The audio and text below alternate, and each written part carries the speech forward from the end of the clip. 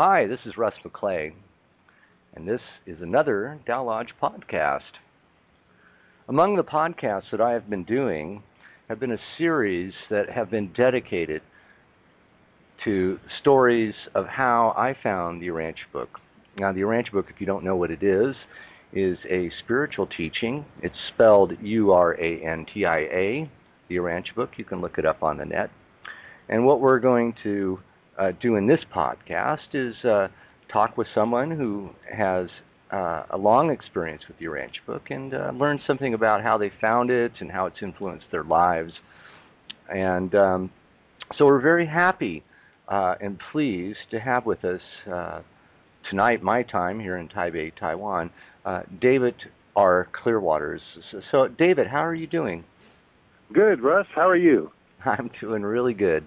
I'm very happy that we could do this in spite of the time zones. Me too. By the way, the middle initial R stands for Ray. Okay. That's my and wife. Clearwaters is not American Indian, it's German. Okay. My mom was full-blooded German and my dad was part Dutch, but mainly German. So, well, I think a lot of people may have wanted to know about the Clearwater part. And the R part, my wife's name is Ray. It's also a Chinese word is Ray. And her name is, she's Chinese, so yeah. Her name is So Ray Ling. So, okay. That's nice. So, David, as I know, you're up in Oregon, right? Yes. Okay. And I guess we'll just start this off. We don't like these things to go on too long, so how can you tell a great story in such a limited time, but we're going to try. But maybe you could start off, just tell us a little about yourself, your childhood. Okay, well, I wasn't born in Oregon. I was born in Pasadena, California, and my mom had asthma real bad, and the doctor told her she should move out of the smog-ridden Southern California area, and she had a sister, my Aunt Helen, who had moved up to Oregon near here. And so my dad bought a piece of property here outside of Grants Pass on the Applegate River. It was 40 acres of timber, and the property, the house on it was a shack. Wow. And he rebuilt it, and we moved in 1952. Wow. And the house had no plumbing. There was running water, but we had no phone, no TV. There was an outhouse outside, and we were very poor. I didn't know it. I mean, to me, it was just a normal fare. Right. But they started an egg ranch. Wow. And we had hundreds, if not thousands, of hens, and that was a chore I had. Yeah, there's a lot of stories about that. I had a lot of egg fights in there, I'll tell you, with my friends. Much to my parents' chagrin. But anyway, my parents were very harmonious. They never cussed. Well, I think I heard my parents swear once when a pack of dogs got in the chicken house there. Oh, yeah. And they didn't drink, they didn't smoke. There was nothing but harmony in our house. We had a little country church. There was kind of a Baptist, non-denominational, but it was Baptist. And my dad was not as religious as my mom, and we would always go there on Sundays and so forth. And I kind of went along with it and kind of felt that the spirit of Jesus, I guess you could call it. But at a Bible camp, I accepted Jesus as my personal Savior. How old were you, David? I was about 6, maybe 7. Okay. Around like that, something and like what was did you feel deeply about this experience, or was it something everybody else was doing? It was more like a call. You know how they tell you if you don't do this, you're going to go to hell and all of that. Right. And I just accepted this premise that they were portraying, and I did feel this warm, emotional glow. Uh-huh. And I felt really good. Wow. And I can remember walking outside the house and just walking on air, but it only lasted, a few days and it was gone. That's pretty amazing. And I just couldn't figure that out. Yeah. So, anyway, we were like I say, I was born in Southern Oregon, so I really didn't fit in here in the rough Oregon environment, and I got the snot beat out of me all the time. Oh. And I couldn't fight back. I found I just didn't have it within me. When I would be confronted with hate or anything like that. I was completely paralyzed because I was an only child, and I didn't have any of that experience at all. And I was just, it was totally foreign to me, and I was like a fish out of water. I didn't know how to act or how to even respond, so I didn't do anything. So this went on for a while, and I ended up hating this guy. I ended up literally just, it was burning me up inside because this guy, you know, was making my life miserable. Like the school bully. Yes, exactly. And, you know, and it was just, I remember laying there in bed, Russ, and just thinking, this is not good. This is destroying me. And then I remembered what they said in Sunday school, that Jesus said to pray for your enemies. Wow. And I said, well, I got nothing to lose. So the guy's name was Ronnie. And I remember seriously, I remember laying there saying, you know, God, that Ronnie, God, when he gets down into hell, you can leave a leg on for me. Don't tear all his limbs off. You can leave one leg on. Yeah, and I felt a little better. And the next night, I said, leave two legs on. You know, and then the next night, go ahead and leave an arm on. Yeah, really. And I go, you know what? This works. This works. I feel a lot better now. And I started cultivating that. But the problem I had, the real problem I had, was getting down on my knees every night and praying for forgiveness for my sins.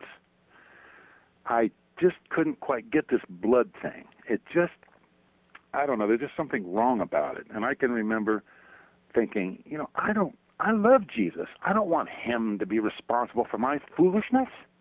So I finally went to one of the deacons in the church. And I said, no, listen, how does this work? I'm cussing today, praying for forgiveness, and Jesus died on the cross 2,000 years ago. He's, well, it's retroactive. I go, what? He said, yeah, every time you sin today, Jesus' shoulders sag just a little bit more 2,000 years ago. And I go, that sucks. I like the guy. You know, I don't want to be responsible for any pain that I do, you know, that has to suffer for. Sure. This whole business, so I gave it up. And I thought, there goes I'm done. I'm going to hell. You know? Well, David, you mentioned this blood thing. What did you mean by that? The shedding of blood for the remission of sin. But I mean, physically? I mean, what teaching? There's no church that teaches that. The Baptist, that's sort of the whole Christian theology, is that we are born into sin and are basically unworthy and are almost like orphans, right? Because of what happened, you know, back there in Genesis. Original sin. And the only way, original sin, and the only way that God can see us as being pure, and it all relates to the Jewish practice of sacrificing. Right. And sure. Paul's idea of adapting it to the Jewish race by saying, look, you don't have to go to the Sadducees anymore and sacrifice a lamb. Jesus did it for you. He's the Lamb of God. Right. Which I worked, you know, it worked. The Spirit of Jesus worked through all this. Okay, now... That's what amazes me. Right. Now, you were saying at a certain point now, you're still only, 6 or 7 years old? No, this was probably when I was about 10. Okay. What happened was... Well, wait now. Let's slow down. I want to get you back on where you were, which... all right. Which was where you were saying that you... at some point you repudiated religion at that point, or what? Or you said enough of this? The only thing I repudiated was the practice of asking forgiveness for my sins as per the crucifixion. Okay, that's where we were. Yes. And about that time, might have been a little bit before, when I was starting junior high, a Christian school opened up here in rural Oregon here. And I started the first year there, and this school was good. They still, you know, were involved in the Baptist philosophy, but there was a moral fiber there that was undeniable. I mean, it was rough. I mean, we played the soccer out there on a rock field. We'd come in just bloody. I mean, it was rough. We were it tough was guys. Rugged. Yeah, and there was, you know, the rooms weren't heated. It was all just this rural environment and everything. Well, anyway, to make a long story short, well, I can't do that. Hey, that's why we're doing this. Yeah. Anyway, I being there reinforced my worry about this relationship with God not being quite on that they're portraying. There's just something not right here. I just couldn't put my finger on it, so I was in a quandary. Well, my senior year, 3 of us decided to bail and go to Grants Pass High and play football. We wanted to play football. Well, we joined up, and we were good, and we were fast, and we were strong. That year, the Grants Pass High, football team went to state, took state, swept the whole state. Our pictures were not in the photo. My whole game time was to get down in my stance right at the end of the game, and then the whistle blew at the end of the game. Afterwards, the line coach, who was an ex-Marine drill sergeant, came up to me, Mr. Stevens, and he walked up to me. This was the last practice. He walked up to me and he says, "Man, you Christian boys are tough." He said, "I did everything in my power to drum you out of this corps." I went, "Why? I thought this was normal stuff. I knew it was hard, but is that why all this went down?" There is a huge good old boy network in this town. And I saw it, and I said, "I'm out of here. I'm leaving this town. I'm leaving Oregon even. This is just beyond, I can't handle, I just can't fit in here." What about your buddies? Same thing. Well, my one friend, Roger, I got to tell you about him. He walked, I got into radios, I should say, about this time, sitting around the stove in the winter. It was boring, dull, rainy. Couldn't go outside for days, nothing. Just, my dad and I would crack peanuts there behind the stove, And it got so boring, I would say, "Listen, Dad, instead of it just cracking these peanuts and eating them, let's crack the peanuts all at once, save them up, and then eat them all at once." I mean, that's how it was. And it's like after we ate them, I go, "This doesn't work. I'd rather crack them and eat them. They're much better if you crack them and eat them instead of store them up." Well, one day I went over to my cousin's house, who, my aunt was nearby, and they had hooked up a transformer to a car radio that normally runs on DC. They'd bypassed the vibrator, and they had it all hooked up, and, car radios are very good radios. They have nice reception, and I was enthralled. I saw something there. I said, "Well, man, there's something I can," and I got into radio, went to dumps, got parts and stuff, got into ham radio, got my ticket, built my own transmitter, and got into electronics full bore. All right, so here I am in the house at my little bench in my room, fiddling on the radio. Roger comes in, New Hope Christian schoolmate. He comes in. He's standing there looking at me perplexed, and he says, "You're going to get your ass kicked." I was a nerd. I'm looking and I said, "I already have had my ass kicked. What are you talking about?" He says, "I'm going to help you. I'm going to teach you how to Indian wrestle." He says, "Get up." I said, "Well, what are you talking about? Take off your shirt." He says, "Here's how this works. We're going to hit each other as hard as we can. No hits above the neck allowed, nothing below the belt." And we started in. And he taught me how to box. And we boxed and boxed, and there's a lot of funny stories. What happened was we were boxing around by the egg room when we were in college, I think. This was in high school. And he was quicker than I was, but I was getting bigger and bigger and bigger. And I ended up faking to his right, swinging with my right. He blocked it with his left arm, and I broke it. Oh. Snapped it. Oh, man. And his mom said no more. Yeah. So that was the end of that. But never got into a fight. I've never hit a man in anger. There's several chances it could have happened, but it never happened. Roger and I, we were like two pistons, And it was like if we'd have ever gotten involved in a fight, we'd have cleaned up. It never happened. Came close time or two, but never happened. So then came college. He and I went and played football there. And we probably could have been professional players because I ended up getting sick. I'm 6'9". 6'9"? Yeah, and I got out of Vietnam because of that. They tried to draft me, and I was just Jesus, I stood man. I stood on a scale. And it was clear off the scale. And the guy says, "Holy, how tall are you?" And I'm 7'10", sir. So they laughed all the way down behind me in their shorts, And the guy said, "You dug a fox. If you dig a foxhole, somebody else jumps into it. They can't get out." He says, "Here, sign this waiver." I remember holding that waiver in my hand, Russ. Wow. I could just sign and go to Vietnam. Right. That's what I want to do. Yeah. Nah. So anyway, we played football there, but afterwards it was so animalish. I love sports, only because of Roger. I love teamwork more than sports. Mm-hmm. I hated sports. I hated sweating. I hated it until Roger got me going and got me into that groove. But boy, we loved football, but hated the animalistic. Anyway, that didn't go anywhere. I graduated, but before I graduated, the second year, all this time, by the way, they were drumming my love for electronics out of me. I ended up hating electronics when I got out of college. Who was? The sports was? No, the curriculum. They made it dry, boring, dull. No, wait a minute. This is college you're talking about? This is college electronics. Oh, yeah. I see. And the way they were teaching it wasn't jiving with you. Well, they made it into a dry thing where I saw the beauty of it. And they killed my love for it. Oh. To give you an idea how it was hard, out of 250 original freshmen, only 17 made it through. It was a hard, rough. I mean, there was a bleeding Indian, a dying Indian on the common steps the day I started. It was a rough town. Football players, our Chinese lineman, our big guard, he'd come in just all black and blue one practice. Wow, rough neighborhood. Oh, man, I could tell you. There's stories there. I won't go into that. But what happened? Oh, I went into the wrong bar. You know, it was horribly tough. But you know what? There was no fear like there's sort of around the edges today. There wasn't any fear. It was really a wild time. Well, anyway, I wasn't having any luck with girls. I was scared of them.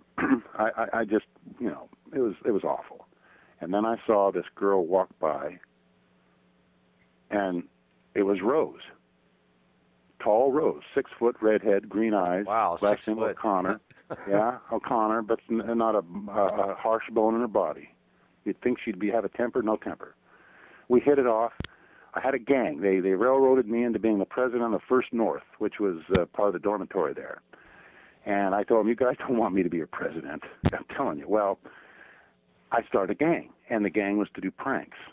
And they never caught us. My roommate was about 5'4". He wore braces. All these guys would just have a gang of pranksters. And they were so good, all the other halls would claim credit.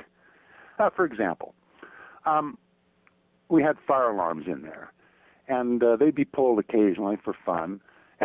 And I would have a beer or two, and I'd say, I want to see Rose. And one of the guys would go, pull the alarm. I'd go out, and there's Rose sitting there in her curlers, and we'd talk for beer. No kidding. The gang was powerful. Well, they put this spray on these pull handles of indelible ink where, you know, you could see it under a black light or whatever. So the guys down at the end of the hall there were old. They're like 30. They were almost as old as we were. No, I'm saying they were older than we were by quite a ways, you know, and it didn't seem like that's such a stretch now, but back then it was immense. Right. So anyway, we took some fish hooks, hooked them on the handle, and run a line over to their door because they got up early. And when they got up, everybody got up. So that's the kind of stuff we did. Water fights. I mean, I could go on and on and on about that. Where do you think that comes from in your nature, this prankster? Rebellious.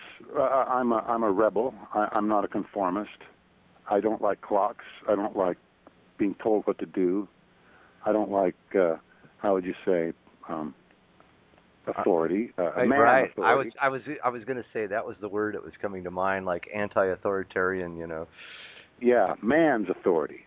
I Right. did not think one man had the... Yeah, but I mean, your friends aren't really representative authority. I mean, usually pranks are kind of played on your friends, right?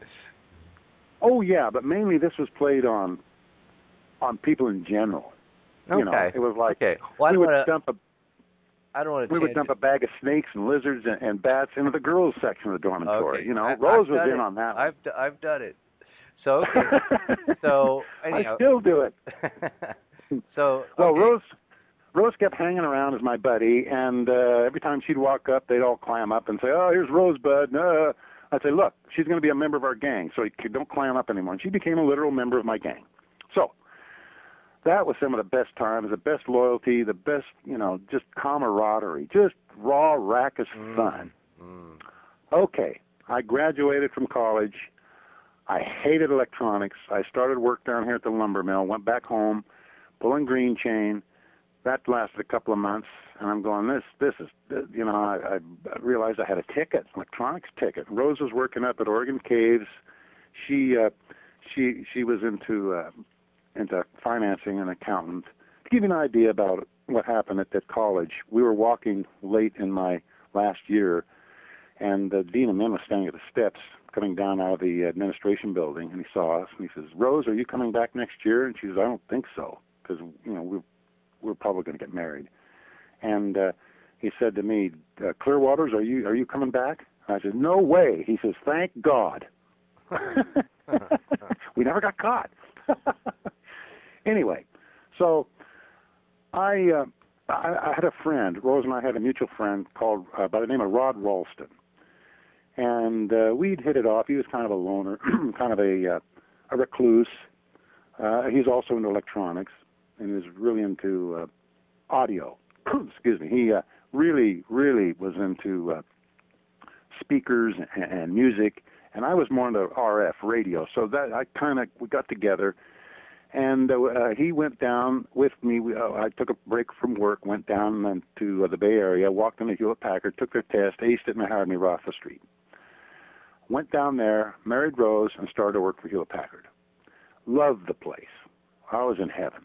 I mean, we called the place Gandalf's house, from the Lord of the Rings. Sure. And it was just. Where was that? In Palo Alto. Bay Area, working for okay. I lived right down from the hill. Oh, there's stories there I could tell you. Oh man. What time frame are we talking about here? This was 1967. Okay. That's the year Rose and I got married. And then I worked there for a while and I always run into these problems.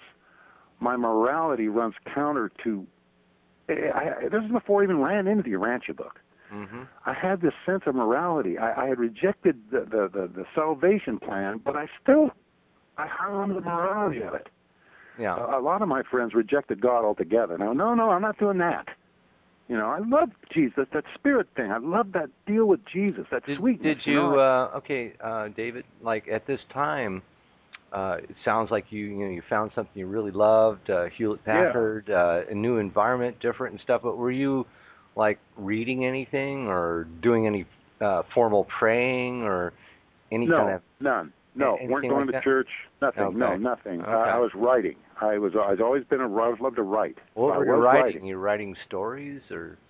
Yeah, just short stories, science fiction. I love science fiction. I was trying to, I wrote a bunch of science fiction stories and this and that. And okay, but you had this morality thing that was really playing pretty heavy.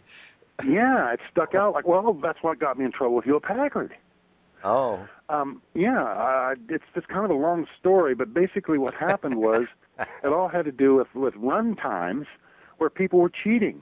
Oh, uh-huh. They were marking boards as good to do on a rework schedule to increase their run time, and I wouldn't do it. I wouldn't stamp a known. It came down to stuff like this. I wouldn't stamp a known bad board with my stamp saying it was okay. I could not do it. I wouldn't do it. Right. And I got, before long, everyone's making a lot more money, and I got bitter. And we bailed. One day said, that's it. And then here again, it was like this faith thing. It was like I had no job. I had I had a family. We had already had a girl, Becky, our oldest. And we just packed up and left, came back to Oregon. Walked into a couple of places and was offered a job at Channel 5. I became an engineer, broadcast engineer for a while. And we ended up renting and I wasn't going back to Grants Pass. No way, Jose. Nope, not that town. Wild bulls couldn't drag me back. So we ended up moving way up in the hills in Weimer, which is above Rogue River, way up in the hills. Wow. On a dead-end road called Sykes Creek. The end of Sykes Creek was a nudist camp. Okay? So one day the board operator came to visit us, and he happened to see this one gate that was up the way that said the Brotherhood of Man Retreat. And he says, let's go. I went, no, we can't just go in there. He said, yeah, let's go visit these people. I think it's a hippie commune. Oh, hippie commune, huh? Let me stop you right there, David. What did you think of hippies at that point? I was fascinated by them. When we had gone down there to Hewlett-Packard, we stayed in, there's another story, stayed in the Grand Central Park. What's the park there? That main park in San Francisco. And we just slept on the ground there. There's a whole, and I saw them, saw them on Haight-Ashbury Street or what, they weren't really hippies. They were in that Golden Gate Park. Golden Gate Park. There's another story there about tour buses coming up and seeing us laying there, and they said, look, you come all this way from Japan. Here are the hippies you've been coming. We go, what are hippies? We were, we had logging clothes on. We didn't even know what they were. But I was fascinated by the phenomenon. So we got up there, and here was this commune. And my friend says, walked up to the gate, and there's a little phone there, and we rang it, nothing. He says, well, I'm going in. I went, what are you don't know what? He says, come on. All right. So we go in there, and here was Don Hendrick astraddle a vehicle, just cussing up a blue streak, pounding on this thing at a 2x4. He's trying to get the engine into its mount, just pounding and cussing up a storm. And we walked up, and he jumped down his high. And come on in. We walked in. He wasn't a hippie. I mean, he had short hair. He was neat. He was, articulate. Went on in, and before long we're talking about religion. And he hands me this book. He says, here, read this. Take this. I go, what is it? He says, it's and he kind of explained it to me, and I said, what? The life and teachings of Jesus. How dare anyone? This is from the devil. How dare anyone write in? Really? Oh, you felt that? Oh, felt absolutely. That. Oh. I didn't. The only reason I felt that. But how did you just flip to that? I mean, it's a big book. Because, I looked at the sections of it as he was explaining it to me, and the reason I felt that was because of the training I had about the Bible being the only Word of God. Sure. So, and here somebody else is writing another. No way. Obviously from the devil. And I knew the Bible very, very well. Right. So I took it home. Okay, hold on just 1 second. So this is like in this guy's house on this kind of commune scene? Yes, up the road from where. And you never knew this guy? No, we just walked in on him. He was cursing out his car or something? What was that part? Yeah, he was hammering on his engine that wouldn't fall into the mouth. And then he just says, and he stops doing that and says, come into my house. Down. Yeah, come on in, And then you're just sitting there, and you're not even sitting there, 5 minutes, and he's showing you this? Pretty much. Wow. Yeah. I mean, we had nothing in common. Okay, so you freak out. The life and teachings of Jesus, you freak out, then go on. Take it home. Take the book home. I start reading it. I'm reading it, and it's nothing like I've ever read before. And I can't find anything in the beginning that I can't agree or disagree with because it doesn't jive with the Bible. It's talking about things the Bible doesn't even go into at all. And then when I start getting into the life of Jesus himself, because, the first part's kind of an introduction of what the deal is there. Right. About Emmanuel and, his setup for him to come down on his bestowal. Right. And I started reading it, and Russ, I wanted to believe it. I fell in love with Jesus all over again. Wow. I thought, man, this is real. This guy, I want to believe this. And all of a sudden, I thought, wait a minute. See, Rose and I at this time were looking into, all kinds of different things. Sure. Rosicrucianism, ontology, all that my God, stuff. Yeah. Then, my God. Yeah. Well, I thought there's either got to be a man or money behind this book.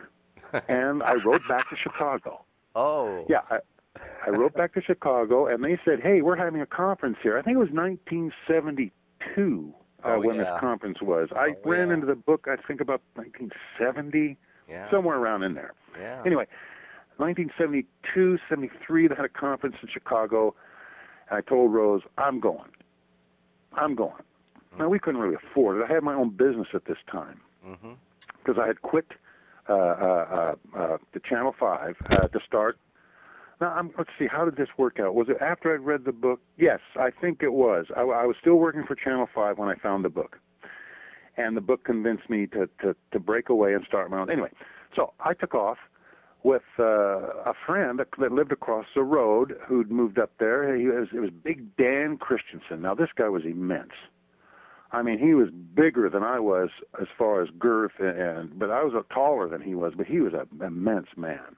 And we hit it off. And he says, I'm going back east. Let's go. Got in his old wheezy Oldsmobile, and we took off to the west. And that's a whole nother story. We got to the east. To the east, sorry. Took off to the east, got to Chicago. I'm paying attention. Good. Keep me on track, so I'm getting all wound up here. It's getting interesting now. So, Dan didn't have a ticket. He stayed in my room. I bought a ticket for the lodging and all that. And one of the first things was a lunch. And I thought, okay. And I was at the cafeteria at this college. And I walked in, and here was the president of the Brotherhood, Paul Snyder, punching our lunch tickets. And I'm watching him like a hawk, And his kids, he had 2 or 3 kids over in the corner, and they started acting up, just like mine do. And he went over and treated them just like I would. And I'm going, okay, he's no special guy that thinks he's puffed up or anything. So I dismissed the idea temporarily of it being a man. Took my tray, sat down at the table, and here across from me, now get this, Russ, were 2 little old white-haired ladies. And I said to them, how long have you ladies been into this book? And they said, we were 2 of the secretaries that transcribed it. Yeah. I said, what? And they told me a little bit about it, and I'm going, I'm starting to get this really funny feeling like, whoo. And so I walk into the first meeting, the first gathering. Was this on at Diversity Parkway? No, this was at a college campus. Okay. Right near Michigan, Lake Michigan. Okay. I think that's a proper lake. Mm-hmm. And so at this big auditorium, they were having the first, what they call it, the commencement speech. Well, not the commencement speech, the beginning. Sure. And sat down, and here, just Big Dan was on my left. We sat down there looking around all these people and everything. And here was this little old white-haired lady next to me. And she says, hi, do you have any children? I said, yeah, I do. It was Julia Fenderson. Oh, yeah. I know Julia.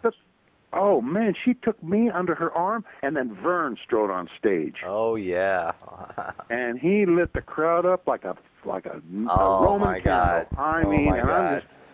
And so I come back to Oregon. I'm on fire. Julia says to me, you have to start study groups. And it wouldn't be a bad idea if you had a conference. I'm wow. Like, conference? I'm a radio guy. I'm not no Monty Hall. Like, what, conference? Wow. And so we started our study groups. Wow. And man, did that go. That got hot. I mean, it was wonderful. Those meetings up there in the end of that road, up there in that A-frame, they were just like a cozy little fuzzy shoe, Yeah. Well, then when we started these conferences, I was the MC. Rose and I just, no money, by the way, through all these things that we've done. We didn't charge any money, didn't collect any money, refused it. We did it all on faith. Rose and I decided, let's try this faith business. Sounds like you're a freaking hippie to me. Well, yeah, that's what they would say up there. They said, Dave and Rose would be true hippies if they didn't work 8 to 5. I'm not kidding. All of them would come to our house to watch TV. Well, actually, to be honest, that what you're describing, I'm going to break in just for a moment, is the idea. That's a real, the Urantia Book talks pretty highly about some of the world's religions, and one of them is Taoism. And in Taoism, there's a really great precept, which is that a lot of the precepts there I really appreciate in Taoism. One is that that you keep your end of the bargain, but you don't exact your due. It's kind of a trust in the system, And when I was saying it's a hippie thing, it's not really a hippie thing. It's actually a Taoist thing, I mean, you were just, you were fired up, you wanted to do this thing, and I mean, you didn't care about, I mean, you would invest. Oh, no. You would invest everything you have because it was your passion, right? Oh yeah, this was the real deal. I mean, this was the idea that we have these thought adjusters within us, these fragments from God, and you got the Jesus connection and the garden and all of this stuff, and all the way to paradise. Well, I started reading the book from the beginning. It took me 3 years. Yeah. But I read every sentence, and I wouldn't go on until I understood at least a little bit about it, just an inkling. Gotcha. And then when I got that downward view, see, the air is looking up from the bottom, up towards paradise. That's fraught with distortion and trouble, bad view. The perfect view is from down, looking down. Get the view from the Urantia Book from paradise down. Then lots of stuff clears up. Lots and lots of stuff clears up. So anyway, we had all these. Can you explain that a little more? Well, it's like if you're looking at a light bulb. And you're looking at this light bulb, and you see a phenomenon there that looks like a radiate. You know, you can come out, like if you were not knowledgeable in science, you couldn't figure out what it was. But if you could look down from the light bulb itself, and you could see the wiring and the little filament, and why the electrons running through it are making the filament hot, and how it emits photons, and because of, if you knew all this stuff, I got it. Yeah, it's a much clearer view of what's taking place. Right. It's like being, very conscientious and very, just looking a little bit below the surface of everything. Yeah, it's the reason. It's the source. It's why. It's the basic why. So then the why is God and how God operates. I'm telling you, you read this book and concepts lay there dormant. I remember reading the book, and after a while, I decided to go back and read regular material. I picked up a Reader's Digest, and I read 3 pages, and I think I literally threw it across the room. This is pap, shallow. I tried to read a novel. I couldn't read a novel. It was so shallow and weak and low. Sure. It didn't excite me at all. Sure. I had to stop reading Urantia Book for years before I could start reading again. It was weird. Wait a minute. Now that's interesting. Why was that? I don't know. I think it was because my mind was so used to this heavy intellectual fare that it would be like after eating, delicious food, and then suddenly you go back and you're starting hominy. You're going, this tastes like, this is terrible. But But you said that you stopped reading the Urantia Book, or did Yes, I stopped reading the Urantia Book so I could appreciate other writing. Oh, I get it. Yeah. Isn't that peculiar? No, I understand it. I get it. I totally get it. So, Becky, our first daughter, may have given the very first youth study group. I remember in those early days, you're outside with a whole group of the kids teaching them the Urantia Book.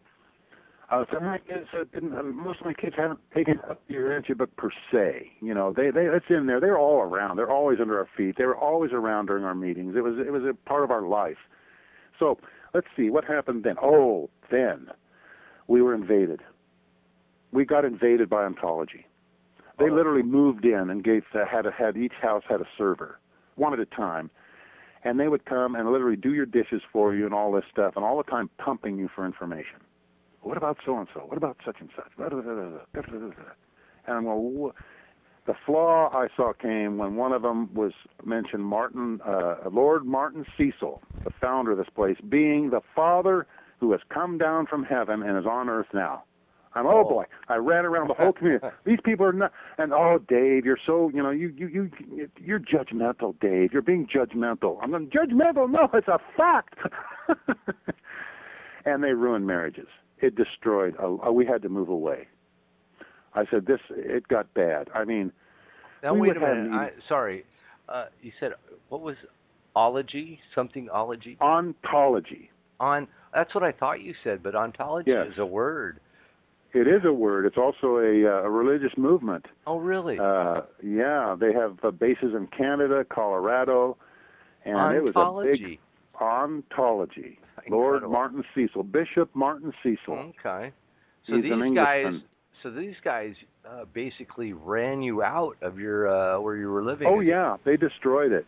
I mean, marriages were destroyed, and finally I said to Rose, "We got to bail again." Wow. It got bad up there. I mean, we would have meetings in my house. I remember an Easter Urantia meeting where there was almost, I don't know if it was 50 or not, but the whole place was full.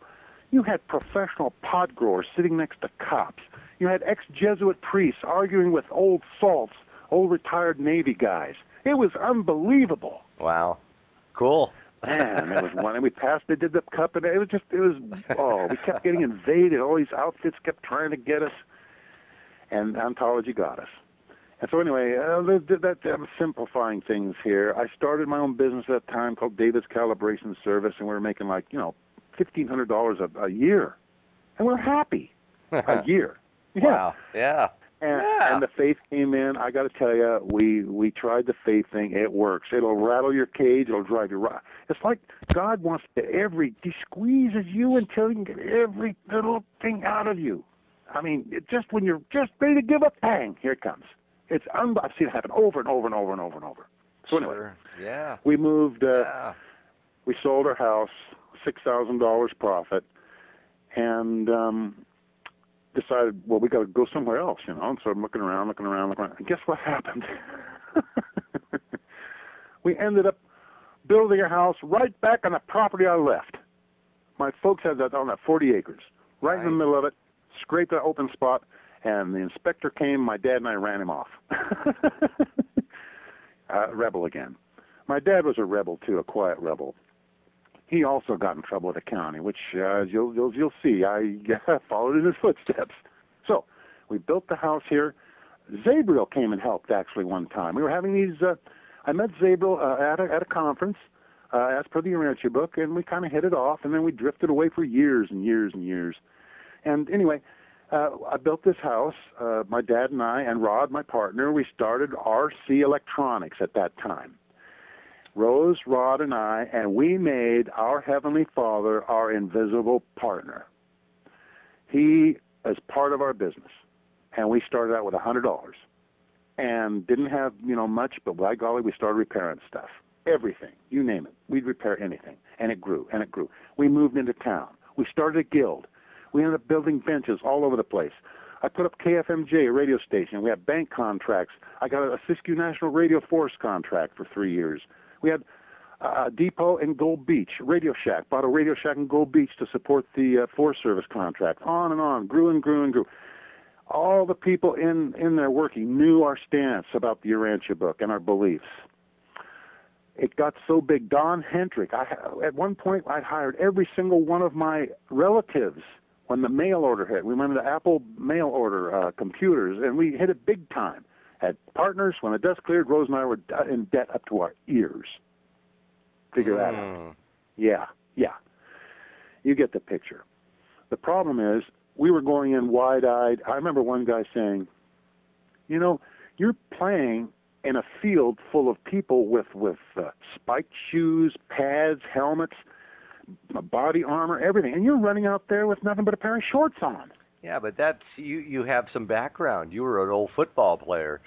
Yeah, well, he meant like in the business world. Yeah. Yeah, well. Oh, I got to tell you, some of the times we had down there at that guild, some of the electronic, all these guys are nerds. Most of them are atheists. I mean, to give you an idea of the character of some of these people, one guy would drive up while we're eating dinner, walk into the house unannounced, walk up and, hi, Dave, walk up and start eating off my plate with his fingers. And Rose would look at me in horror, and I said, it's all right, Rose, it's Mike. It's okay. No, but they're geniuses. These guys are, and I learned to get along with them and work with them and everything, and we're just chuckling along, and things went along.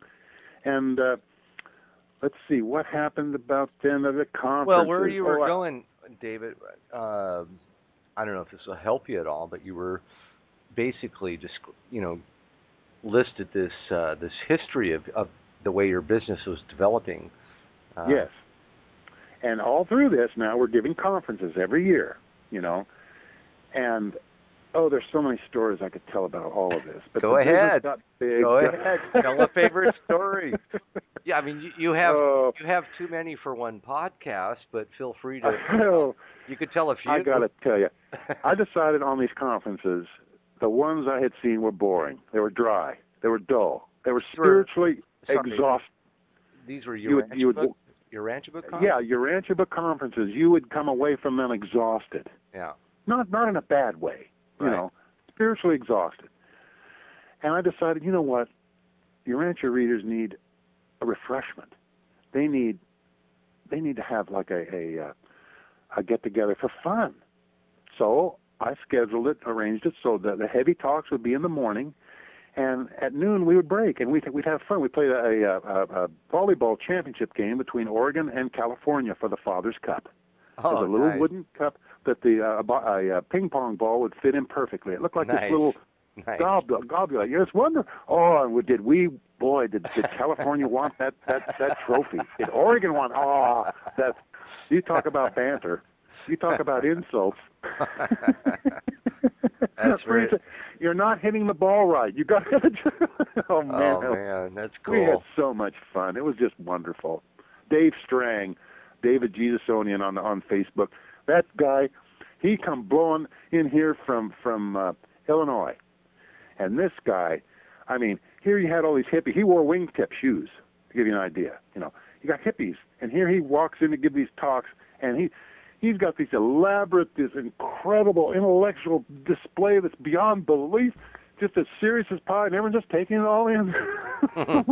What a picture seeing this guy in a suit standing in front of a whole bunch of hippies laying on the ground. It went on and on and on for years. I think it went on for over 20. I remember when we passed 21. I think it's the longest running consecutive conference in the Urantia movement. Really? It was, oh yeah. Julie told her it was the best of all.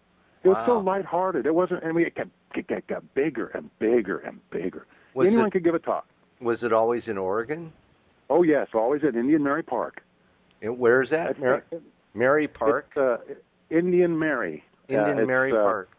Yeah, it's towards Merlin, outside of Grants Pass, along the Rogue River. Okay. There's a river there. It's a big park. Boy, there's something really special about that area. I know it. That's why I was forced back. God literally pushed me back here. I didn't want to come back. I mean, how about Gold Hill? Yeah. Yeah, my daughter's father and mother-in-law live in Gold Hill. Yeah. That's an amazing area all around here. So anyway, we after the conferences and everything would run, our business kept getting bigger and bigger. And one thing, things just don't run very smooth here. I went back to Murphy Chapel, and I wasn't going to mention the Urantia Book. I got into the youth movement, King's Teens it was called, and I started a basketball team. I did not play basketball. I hated basketball, but I was tall. Now, these are kids, 13, 12, that age, young men. And we entered the church league as Murphy Chapel. And I was to give talks to the kids if I was to be the youth director. And so I did. And I remember what got me in trouble was quoting Luke 17:21. Neither shall they say, lo here or lo there, for behold, the kingdom of God is within you. And I expanded on it. I told them, I looked those kids in the eye and I said, God is in you, and their eyes got as big as saucers. I told them in no uncertain terms about it. And afterwards they came up, they all crowded around me and wanted to know more. That preacher grabbed me by the shoulder. There's a guy, my preacher, that I grew up under, pulled me into the back cafeteria room. He said, how dare you? I'm like, what? How dare you tell those kids that? I said, well, what do you mean? He said, that's for the sanctified. That's for people, what he might as well have said, people like me who've been to, seminary school and blah, blah, blah, blah. And I'm going, Pastor, you better read that passage again. I said, he was, who Jesus was talking to when he said that? His enemies, the Sadducees and the Pharisees, and you won't let me tell that to these kids. He said, you're no longer welcome here. He didn't say that. No, I'm sorry. He said, you can't speak anymore. You're welcome to come, but you can't talk. Okay. Well, along about that time, I started writing this novel. That I love science fiction, and I saw possibilities within the Urantia Book about spiritual fiction, stories about the adventures on the other side, without rocket ships, without laser beams and monsters and stuff. Right. No death. And so I started writing this, and I ran into another author, and to make a long story short, she found out about the Urantia Book, and I introduced it to her, and she had this little, I guess you'd call it a metaphysical center, and she asked me if I'd give a talk there. And I said, sure. She ended up, Russ, plastering notices all over town. Man, that's not supposed to happen. That was, supposed to keep us low-key. You don't do this kind of thing. I got all nervous about it. One of the members of the church came in one day into the work, pulled me off the bench, said, man, I'm sure glad you're gonna expose that Urantia Book for the evil it is. Wow. What? Yeah. He says, yeah, I know Mo Siegel, and that guy, blah, blah, blah, blah. Man, did he blister Mo. Now, I kind of knew Mo, and I didn't know much about him, but how, for him to blast him like that and call him all these horrible names and all the horrible things he did. I said, no, wait a minute. And One thing, he was tacking too many things, Russ. And so I went on the offensive. And I said, so you're doing the Father's will then? Oh, yes. I said, exactly? Yes, sir. I said, well, how come you're not, he had his two boys there. I said, so you're only punishing the older one. He said, what do you mean? I said, well, when the younger one sins, you don't punish him, right? You only punish the older one. He said, what do you mean? I said, well, that's what God did with Jesus. He punished his older son, the eternal son, they believe, for the sins of all the younger sons. He got all upset, all torqued off, went back, and got me totally kicked out of the church. Oh. I had a game coming up with these kids. We were in church league playing under the Murphy Chapel. I brought a roll of masking tape, sat those kids down.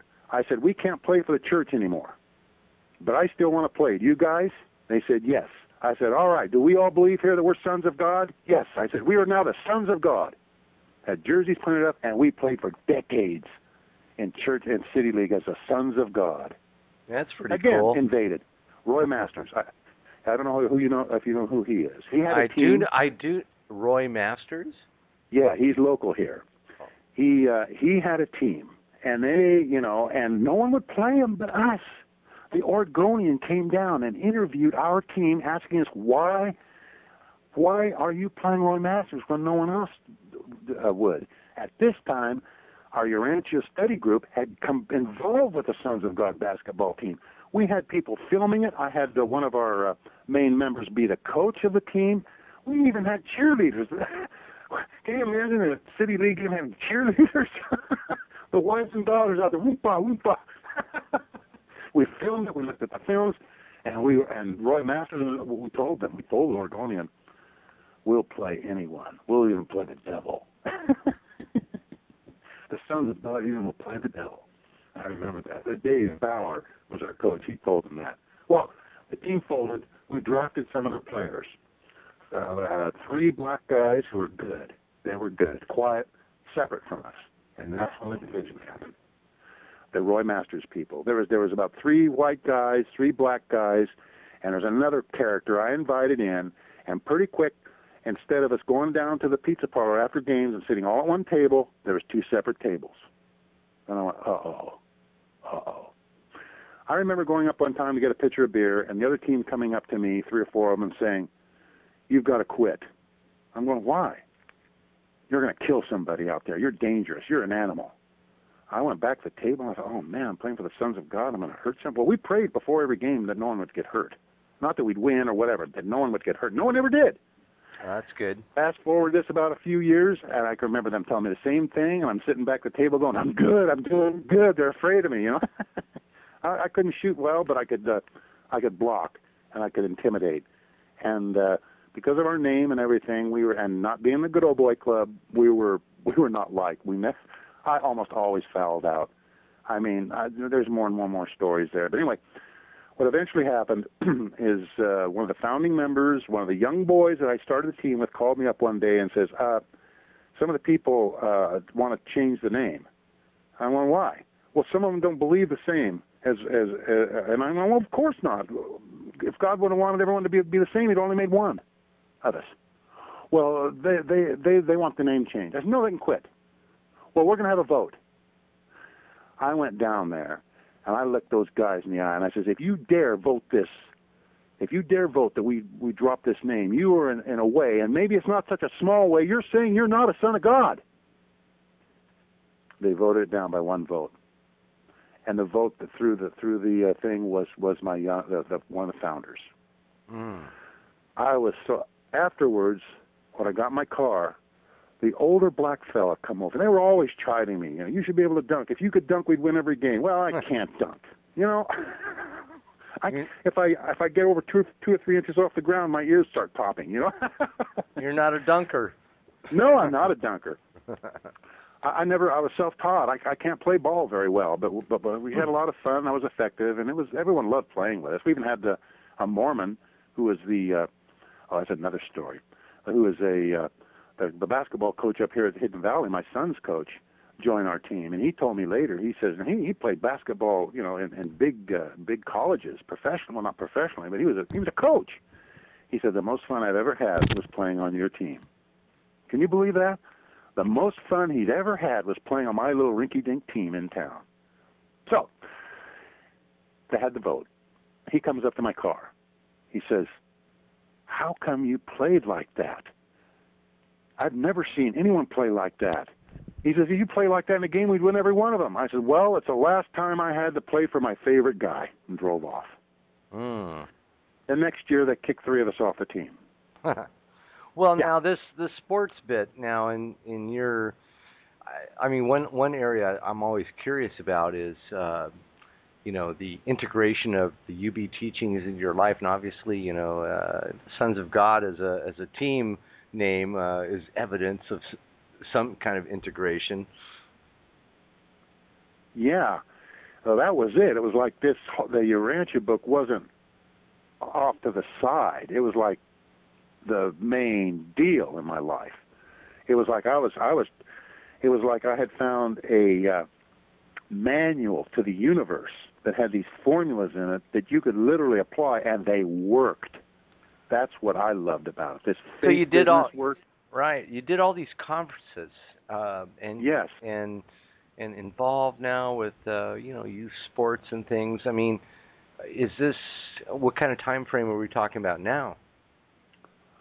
You mean how long ago was that in the past? Right. Or yeah, that was that was the 70s, 80s, 90s. Okay. Yeah, and then this all started falling apart. All of a sudden, everything fell apart. Everything within months. The team fell apart. I quickly, after they kicked the big horses off, Roger, Monty, and I quickly went down to Madrona School, got 2 more guys, got a team going again, and the first team we played was them. They came up to me and they said, well, listen, we're not going to use the name of Sons of God anymore. How would you like to have RC Electronics? I go, yeah, right. Well, they had another name. And so we started with this new team, and the first team we played was them. And we kicked their butts. I don't know how we did it, but we did it.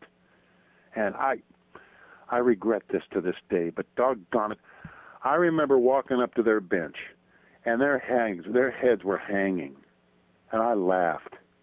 I hate to say it, but I did. I didn't laugh derisive, just, you know, it's like calling them fools, I guess. I don't know. I regret that in a way, but several people say, why'd you do that? And I'm just going, well, it just felt good. You know? I mean, I hurt. I couldn't sleep that night out. You know, it was horrible. How dare they? Anyway, beside the point, we ended up, all of a sudden, what started it, I guess you could say, was Vern's messages. Oh, yeah. All during this time, Vern and Rose and Nancy and I were drawing closer and closer together. We would go down there almost periodically and visit them, and they would come up here and to our conferences, and we were all in pretty good communication, and this and that, and we were working kind of in tandem together at a distance, and I didn't know what was going to happen. All of a sudden, we drove up to Clayton at this time. Vern had bought that beautiful place. It's this great big monastery that, you know, I walked in there, he grabbed me, and he took me into a room with Rich Keeler. I remember Rich Keeler sitting there in his pants, and he was telling me, I have something important to tell you. And he told me that he had got a message that there's a real possibility that we will be preemptively struck by the Soviet Union. And I went, oh. Well, I've been studying politics. I've always been kind of interested in it. And if he'd have told me there's going to be an asteroid that comes around from the sun and smashed into the Earth, I would have been skeptical. But this made sense to me. There was tension there. Wow. What year was this? Like 80-something? 1983. 83. Fall of 83, September-ish, I would say. Okay. And so I took it to heart, and the message was simply prepare for it. You know, just a heads up. That's all. There wasn't like anything else other than, hey, there's a storm coming. You know, batten down the hatches. That's about all. Well, everyone just totally freaked out. Eventually, we came back up, and kind of just told some people and got prepared and everything, and then it kind of died down, and then it just sort of, everything kind of settled down for a while, and it didn't happen. And so, there's some question about what happened, and what got me is no one said, whew, they had, it was handled. Somehow it didn't happen. Yeah. But we would have survived. We were ready. We were ready. Well, about a year later or more, a second set of messages came down with a date. And then things went nuts. Wow. Bob Blackstock and Dana flew down in his Cessna and picked me up on a landing strip right behind our house here. There's a little landing strip next to the a little landing strip right here next to the mill. VIP David. Oh boy! Well, I got in that Cessna. I worked at a airport when I was a boy, as a gas boy, and I knew what these Cessnas could do. And here I load all my gear in, got in, 3 big guys in there, and Bob pulls the old mixture out, the rod with a knob on it, and gets that going. And I'm looking ahead at the furs at the end of that short runway. He takes off, and that plane lumbers into the air, and I look off the lip, and there's Rose with a baby in her arms, and 2 kids to her side on top of sawdust pile. And here come these pine trees. Ooh, I just cleared it. Driving over Sacramento, I'm thinking it's gone. Now, we had the date. It was coming. And all these things they were talking about. They flew me. Where were you going? Down to Clayton to get the transmitter ready. The transmitter? I'd given them a transmitter for broadcasting on the amateur bands. And by the way, we set up the Brotherhood of Man radio network during that time. Incredible. Bruce Fierro and Incredible. Larry Jones and I. We had a network on 40 meters already. The Brotherhood of Man. We will keep in contact. We had battery backups. We were ready. So I go down there, erect an antenna. There's a picture of me transmitting. And you know what? I got to tell you this.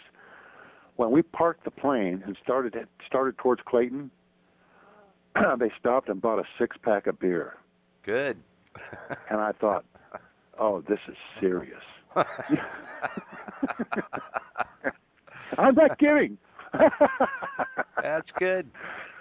Took the beer all the way back to Clayton. Each one of us had a bottle. I'm good with that. I got the transmit. Oh, man.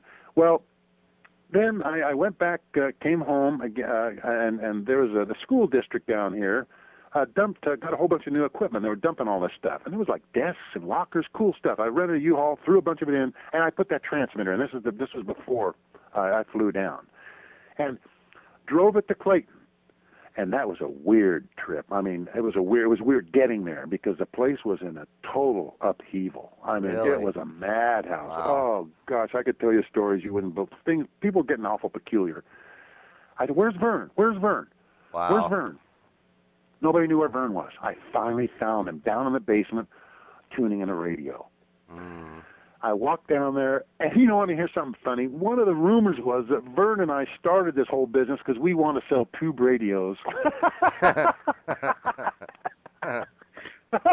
would you call the company?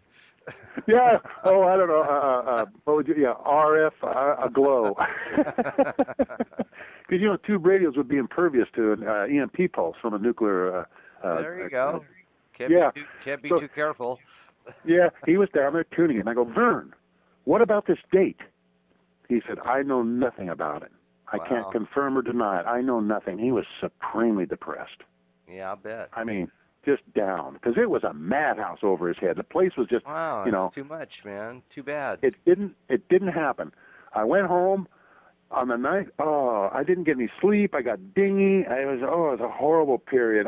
The night of the blast, supposed blast, I went down to shop downtown, unplugged all the equipment so it wouldn't get damaged, took what I could, the better stuff, put it in my car and drove it home for safekeeping. Because who knows if we can get to town again.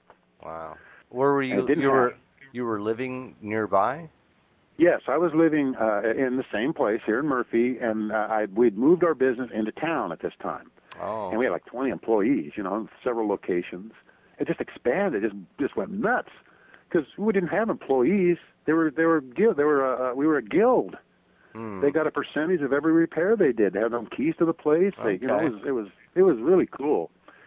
And so anyway, you can imagine the fallout and the feedback and all the What were you feeling though? Did you believe that Vern was picking up the right signals or what? He told me that these messages he was getting were on top of Berkeley, where they lived there. Right, in Berkeley. but how did you feel about it? I felt they were genuine. Okay. I knew Vern. I looked him in the eye, and I could see, I thought they were real. Just, for one thing, the way they came down, it wasn't channeling. It was like, it just right. A voice came to him crystal clear. I've heard that. Right. Believe me. Well, you were with the guy. I mean, that's a big difference. Yeah. You were with the guy. I wasn't with him when he heard this stuff or anything. No, but I mean, you were with him to talk about it. Yeah, and so we really didn't discuss whether it was real or not. We were discussing what we're going to do now. Right.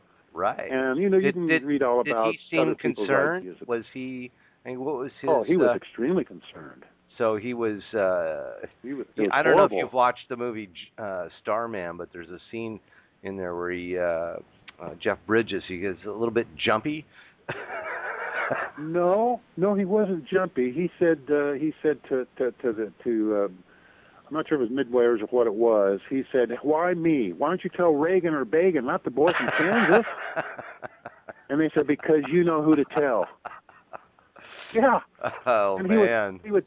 He would go up. He would for weeks, I guess it was. He was just in turmoil over this, and he would go upstairs to meditate. And I've been up there because I worked on that roof. Rod and I went down there and patched the roof for him one time. And there's a little ladder that goes up to a little trap door to get up on the roof. And he told me it would get to the point where he would go up to that trap door, open it, and as soon as he opened it, go, "Vern!" He'd shut it because he didn't want to do it. Yeah, well, he didn't want to tell people that. That's not his mission. This wasn't his deal. He'd go up there. Can you imagine? As soon as you open up the door, "Vern!" Do it. Oh, wow. It destroyed him. It's too bad, man. It didn't destroy him. I have, just as a personal thing, I have tremendous respect and admiration for Vern Grimsley. Oh, yeah. Yeah, we kept visiting him. We kept going down there. And I got so upset, I wrote a whole novel about it. Really? Oh, yeah. Is that something that's been published? It's a continuation of the Tales of Isaac. Oh yeah, it's on my website there. It's in disguise. What's the URL to your website? Well, there's rcelectronics.com. That's the main business. Okay. I have davidclearwaters.com, and you can see them there. Okay. And I just got word back from my editor on my 5th book in the series of the Tales of Isaac Midnight, and she said, "I can't put it down. I couldn't put it down. Your writing is getting really good. There's very few errors." I'm like, "What?" I mean, the first novel, I bet you we passed back and forth 20 times. Yeah. Because it was my first writing. That's a whole other story. So, to continue. So, things collapsed here. Everything collapsed. The Gold Beach store fell. Forest Service contract turned bad because of politics again in a weird way. And once you can take years to build a business up, but once it starts, the confidence is lost. It goes it just gone. And so I felt whipped. Came back here. Rose took out. We were heavily in debt. People said we should have declared bankruptcy, but no way. We're gonna gut this out. So Rose took a signature loan, $10,000, and I built the best doggone calibration laboratory in Southern Oregon, possibly Oregon. Standards, my voltage standard, for example, is like 0.00001% accurate. Most accurate standard available on the planet. And I calibrate equipment for a single-man shop. My boys work for me. Now my grandsons are in there learning the ropes. And I'm having a time of my life.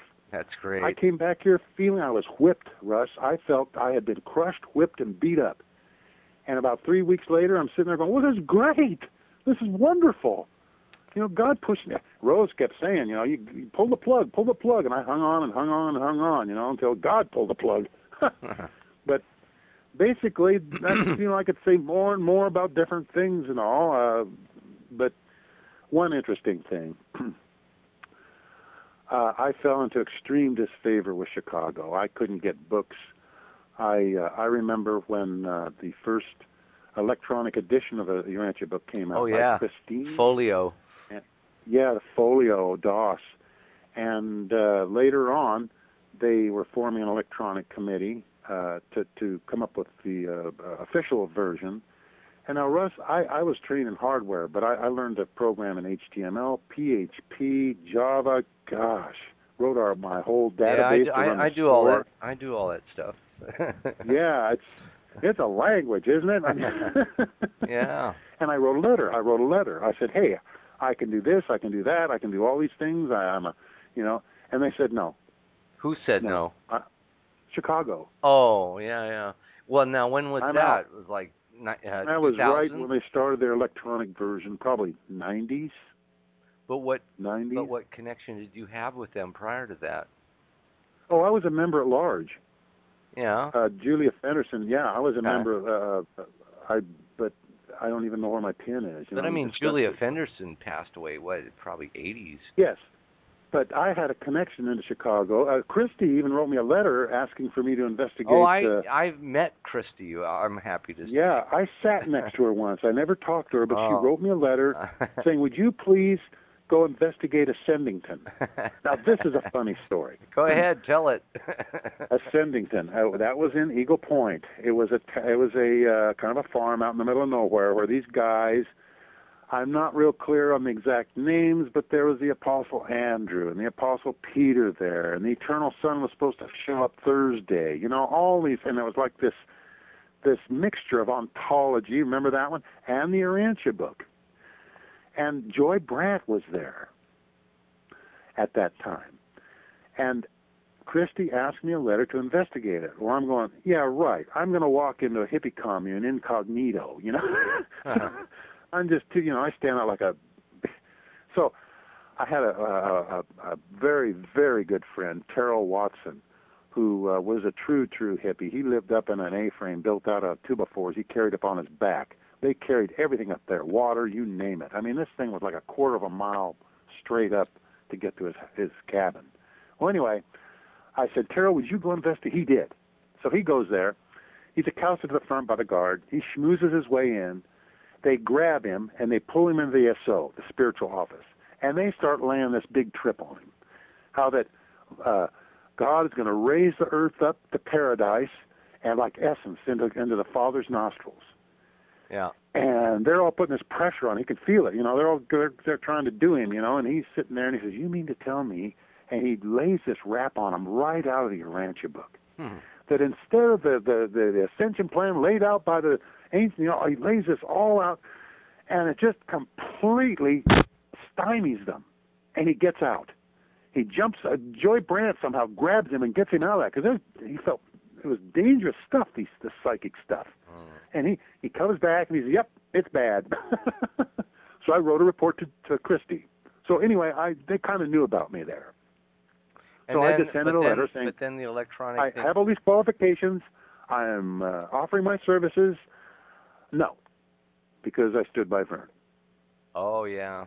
Yeah, well, that was a tough time. That's why. That was a tough time, man. That was a very divisional thing that I feel is unfortunate.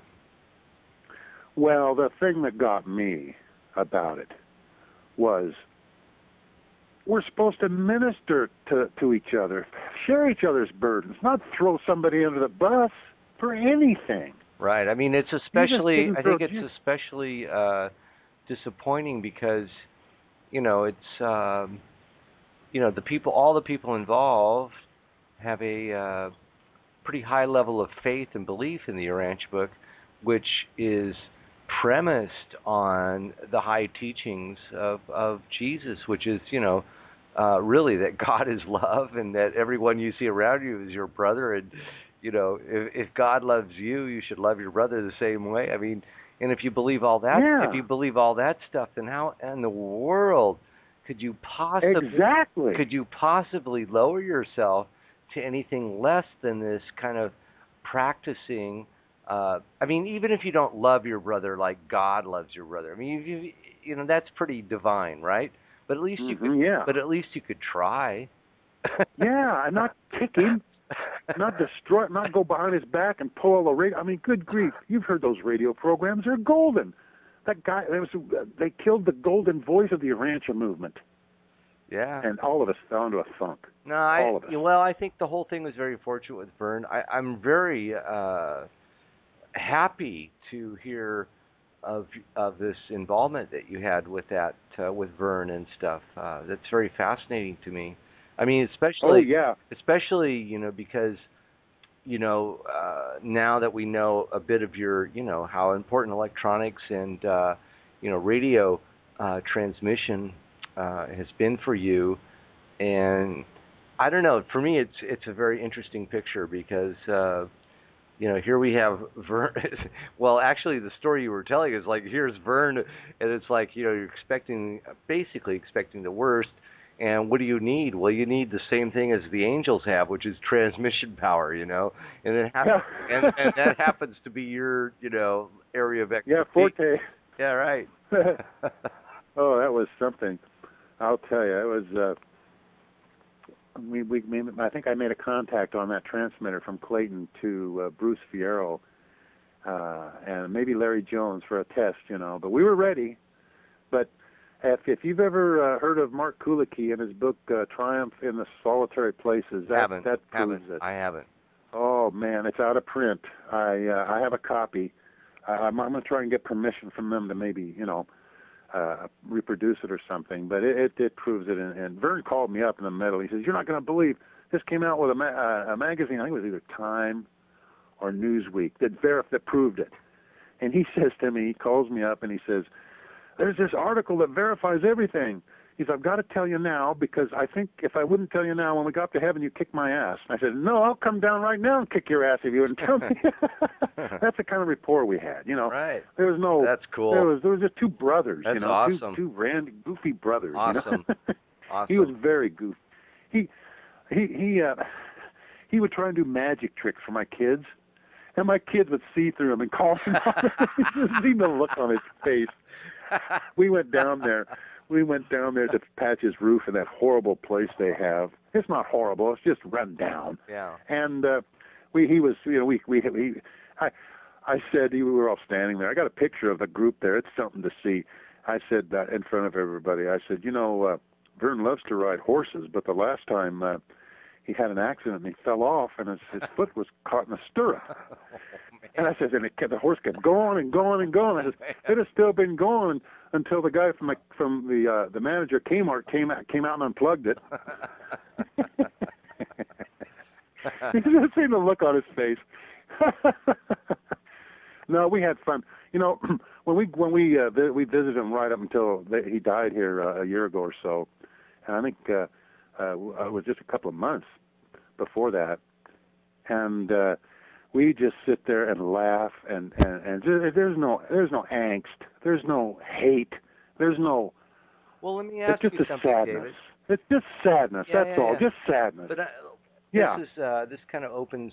There's something a little bit more I'd like to go in with you with the Urantia Book, and but this little pause here with Vern Grimsley. I mean, in my mind, I mean, I love the guy so much, and I admire him so much, but there's so much I don't know about him, and I'm just curious about, after. Okay, let me explain how I see it. What I see is like, okay, he had whatever kind of communication he thought he had. And then, and it was basically a prediction of certain things to happen. They didn't happen. His whole organization disintegrated. And you knew him after that. And I mean, did he just, I know that it seems like some of the broadcasts were still going on, but I mean, basically, he must have felt very, very sad and dejected and confused. Yeah, he wasn't so confused as just dejected, let down by his brothers. Yeah. His whole life's work destroyed. Right. All those broadcasts pulled. Right. It's incredible. It's unbelievable. And it's unbelievable. I'm sure he knew these things happened. Look at what happened. But how do you feel that he dealt with that? he withdrew. He retreated. It wasn't like he complete. He reached out to me. I mean, he reached out to anyone he felt comfortable with. But no, he told me when he finally compiled his MP3s of a lot of his talks, and they gave me a copy of it. I said, I'm going to put this on the net. I'm going to put this on. I started right in the middle of this collapse, or not in the middle of it, but afterwards.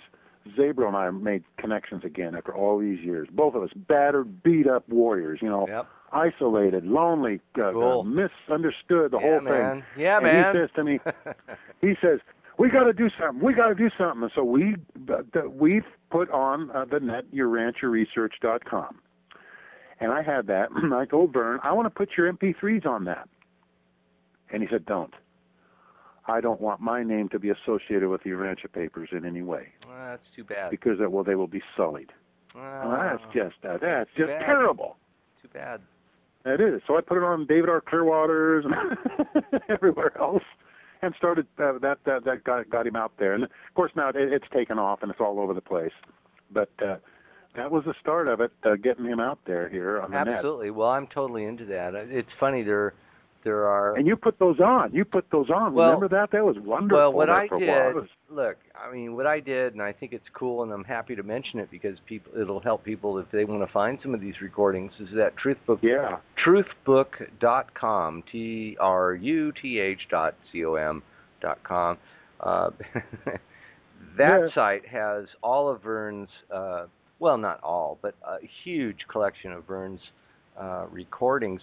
What I did is when I got news that Vern had died, I said, well, I am going. It was so cool. I mean, I feel so good about it.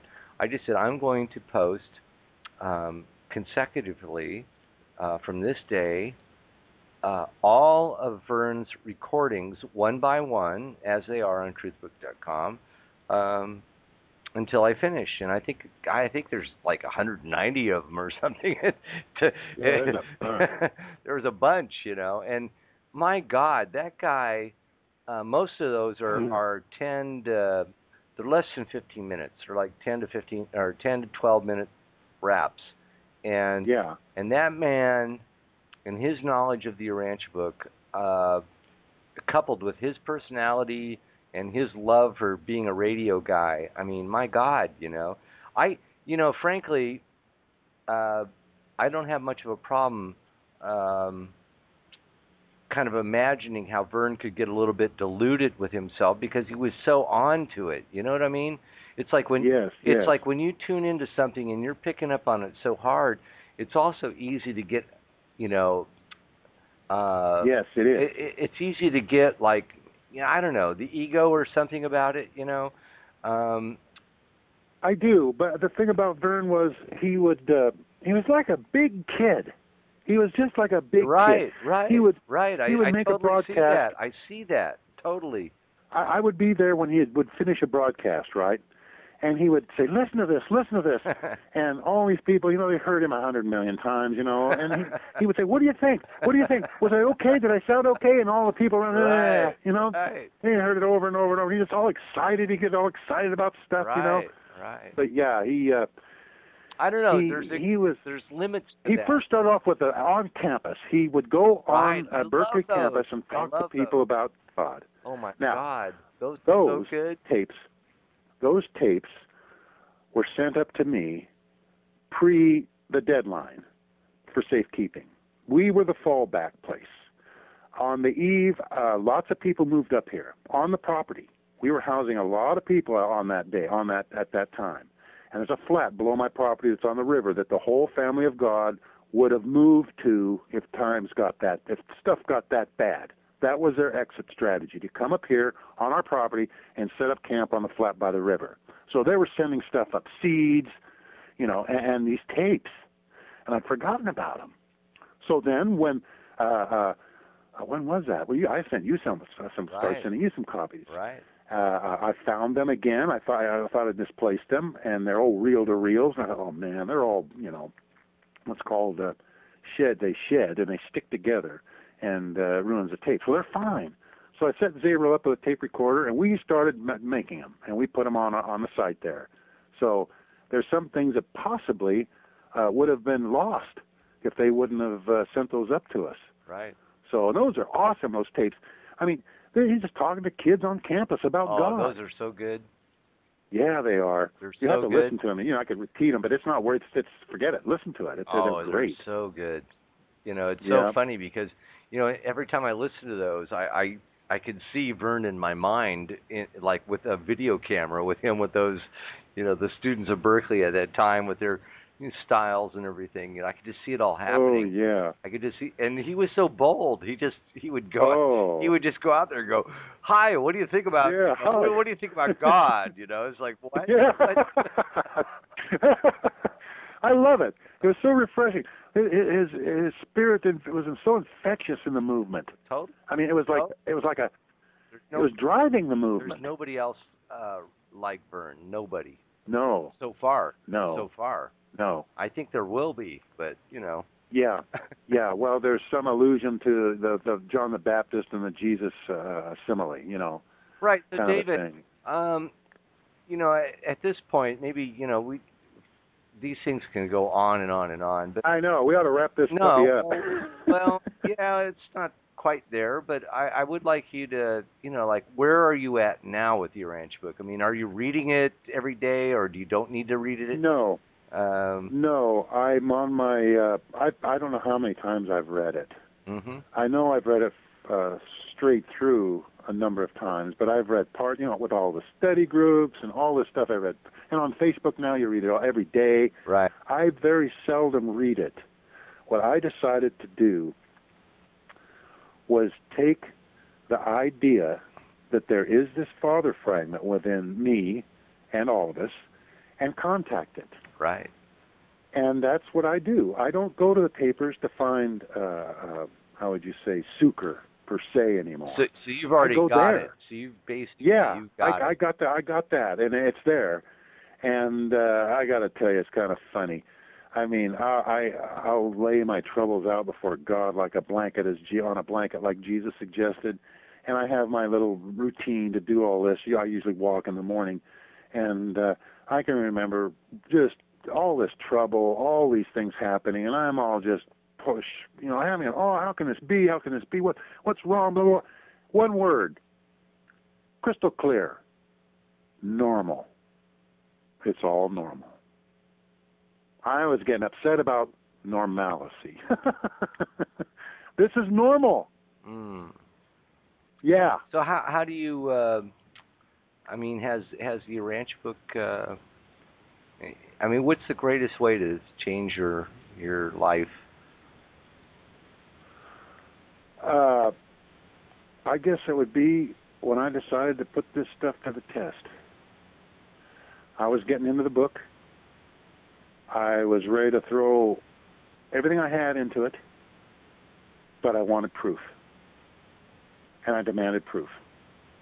And I hammered on God's door in my own way. And I could tell you what happened, but it wouldn't make it to any sense to anyone but me. But it happened. And it proved to me that it's real.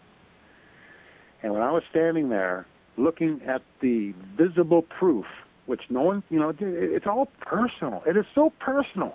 You Absolutely. What's that? Absolutely. I'm standing here and totally blown away, Russ. My mind is just totally blasted. Mm. And this voice says, "You are a faith son. Mm. Don't ever ask for proof again." Yeah. Now what? That's nice. That's nice. Yeah, what are you? Okay. I like answers like that because. Me too. It just fits. It's like, okay, but now what? You mean I got to do something? Now is that the whole thing is. Is that something you got recently, or? No. This was back in when I was just getting going. This was back probably in the. That's a good answer though, because I mean, I really can relate to that kind of. Yeah. No, I mean, in my own personal experience, I don't get a lot of direct messages from God, but I don't either. But when when I do get a signal, it's pretty. Yeah, it's pretty stout. Yeah, it's stout. It's stark. It's clear. There's no question. Well, no, But because it's not, that's like a fundamental truth. I mean, yeah. to me, a fundamental truth is that you know, it's like, well, I'll give you one simple example. It's like, you know, asking, like saying, wow, it'd be so cool if Jesus could just, you know, give me some words, and you know, I'd really like some words from. And then I had this flash one day. It's like, well, it's kind of like the Urantia Book came along and gave you like a whole bunch of my words, you know. Yeah.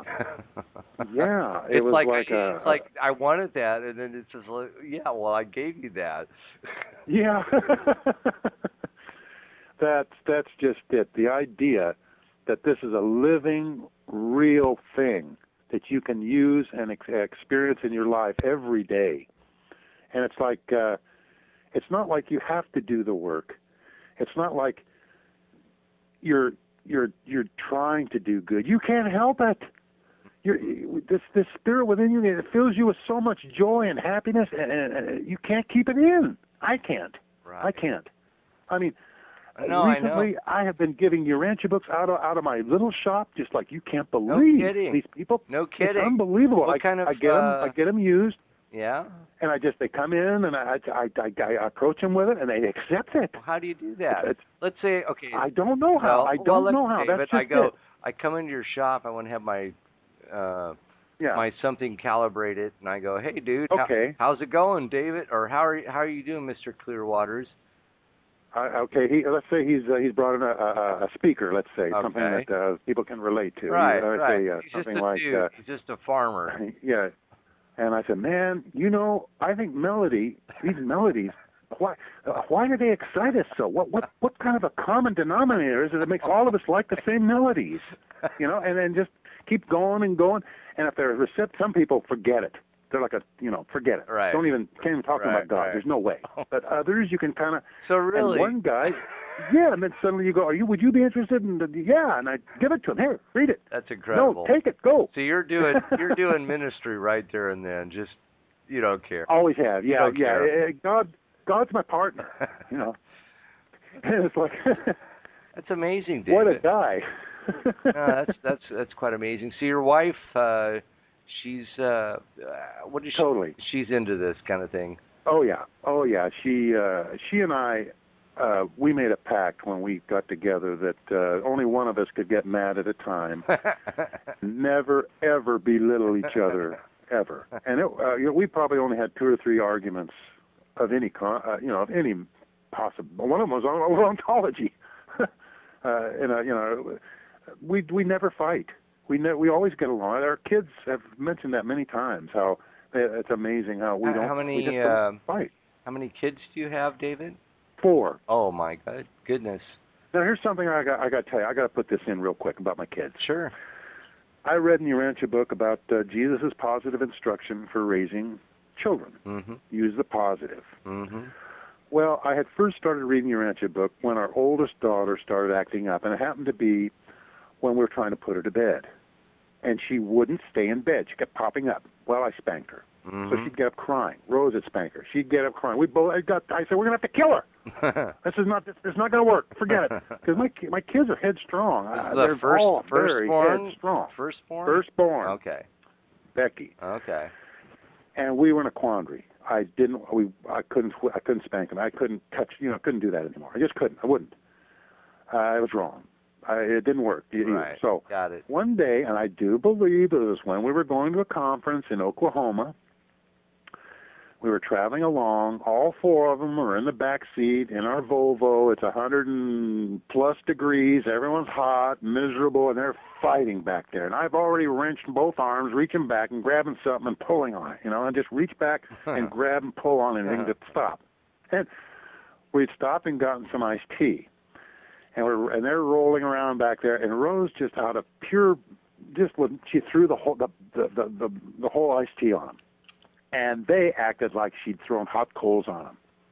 They just, it was the most horrible thing we'd ever done. And we looked at each other and we go, aha. So we started watering them. Typical scene. My youngest son was acting up, And I would say to him, you better tone down. I'm going to water you. He kept acting up, and I calmly go to the sink, get a cup, fill it to the brim with cold water, and march towards him. And he'd run into his bedroom and hide crawl in his covers in the bed. And I just march right up to him and I say, well, this is kind of dumb what you've done right here, and water him right in bed. Psh, water all over him. He would get so mad. He would get up. He would go to the kitchen and get the biggest cup in the cupboard and fill it to the brim and walk up to me and just splash me. And I just stand there dripping and go, what's the big deal? It's just water. He didn't even get madder. That's very interesting. That's very interesting. Yeah, it worked. They hate it. It's harmless. No, I know. It's amazing. Actually, it's one of the best ways, like, to break up a cat fight or something, you know. Yeah, dog fight. Yeah, hose. Yeah, don't reach in. Just water. I mean, you know. Water. Yeah, well, there's a mark for you, David, because I don't think too many parents have tried that one. I don't know why. I've even tried to tell my own kids, and they're reluctant to. I don't know why. I mean, there's nothing to it. I mean, the worst that happens is stuff gets wet. So where'd you get that one from? You just kind of came up with it? Rose invented it. They're with the iced tea. When we were driving along in the heat of the day, and it's just like she saw it was very effective. No, I think she did it out of desperation. There was nothing else left to do. No, but she saw when she did it that it was very effective. Oh yeah, well yeah. When we heard their reaction, we both looked at each other. We went, "Aha, we got something here. Right. There's something here we can use. I wouldn't say against them, but as a form of punishment that's harmless." So David, I guess we could say that, gosh, your story, I mean, we'll probably have to do another one of these because, you can only get so much in a limited time frame. But I mean, the Urantia Book obviously has been an extremely important influence in your life. I mean, absolutely. I mean, could you imagine your life without the Urantia Book? I would have found some of the things probably, but no, I'd have been confused. I probably would have had just as many questions because the Urantia Book, even though it answers a lot, it also opens up a lot. You have more questions. Sure. It answers one, but that causes two more questions to pop up. But no, I don't know. From my past, before I read into the Urantia Book, I think prevented me. I think I would have found out some of these things on my own, because the Bible does have a lot of stuff in it if you can just read through it. But I don't know. I'm just so glad I found it. And I'm so glad I didn't reject it, I don't think I could have rejected it. It was too pristine, too perfect. I mean, you read those sentences, and they're just like intellectual food. I mean, I can feel my brain actually expanding after reading that book. Yeah. And the concepts sit there and molder in your not molder, but percolate develop in your brain and bubble up. And it takes time, and then all of a sudden you'll be reading something in that first part, and click, click, click. 4 or 5 things click together, and this huge picture comes together, and as you just, I drop the book and just go, oh, wow. Where else could you, get that stuff, I mean. Nowhere. Because I've been looking all over the place. I've been looking all over the place all my life, and. Never come close. There's. And the thing of it is. Stuff comes close, but it doesn't. Yeah. It doesn't go there. But they don't reveal all the way to paradise. Not as a package. For me, I look at the Urantia Book as a package, where it talks about, it starts out with the first paper about the universal Father, and the last one is like, the faith of Jesus, and all the stuff in between. Can you imagine? Geologic history, evolution of nebulas, my God, it's incredible. It's just great. Electron, the ultimaton. Right. I mean, I think we're these podcasts were, obviously the main point is, like, I love hearing stories, and I think everybody loves hearing stories that are into the Urantia Book of how people discovered it. And then, it's beyond that is, what kind of role does it play in your life, on a daily basis? Mm-hmm. And I like, in my own story, basically I, I think I did get to a point where I had read it enough where it was enough to provide a foundation for my philosophy in life and my living of life. I happened to pick it up again, and now I've been reading it cover to cover again, and I'm just like even more amazed. But that happens to be my personal trip, you know. I mean, it's yeah. Every time you read it, it's new again. It's not new again, but it builds on itself, and there's, you know, it's so deep. Well, you could never understand it in one lifetime. I don't think we could even understand one section in one lifetime. So what? And the thing of it is, yeah, go ahead. The thing of it is, real quick, the book may be possibly the only revelation ever given mortals in an inanimate form. Oh, yeah. All the other times it's been a being. This is possible that this is the only time. And it's also amazing that they revealed things that if our planet was normal, if Urantia was on a normal course, they wouldn't reveal it, even to them. The levels of paradise aren't normally revealed until planets are much further in advancement than where we normally would be, let alone in our decrepit state here. Right. But yeah, that book, it's just, it'll get you into trouble. Well, I like what you were saying though about people coming in your shop and you have these copies of it. You just kind of pass them out. Oh, there's just some. I don't have it, you know, sitting out in the. It's on the shelf there. It's not like it's right there in front where they have to walk around it. But yeah, I had one of my technicians who, oddly enough, was a Christian. He was really something else. He said to me one day, he says, "Dave, you are either the luckiest man I have ever heard of, or you know what you're doing." And they would say, "Why are all these unsavory types always hanging around? Why do you always get involved with these half-baked, whacked-out people?" And I'm like, "I don't know, but I deal with them, you know, and I don't know why that is, but I am, especially on Facebook, with the unsavory, you know, that's what Jesus came to deal with. Right. The confused, the hurting, the lost, bent, the lost sheep, the lost, the brokenhearted, the floundering. Yeah. I mean, if you see a person drowning in a river, what person wouldn't jump in and try and save them? Exactly. And here we're talking spiritual drowning. That's true. What are we afraid? We're going to get a little wet on us, a little water on us, a little crap on us? What? What's the worry here? Words? Gee, I mean, I've been reading the Fox's Book of Martyrs. We're a bunch of weaklings. We're a bunch of, compared to what those people went through, and they only had a slight inkling. I mean, man, if you read that book, it's just, those guys had guts. Those women, what they did to the women was unbelievable. And they didn't bend. They would sing, and they were infused by the Spirit, and they could see it. Their accusers said to them, "I don't know what this is, but the one thing they all have in common is they love each other, and they haven't even met." As they were putting them to death. And it wasn't always quick and easy. It took months sometimes, and they never broke. Can you imagine?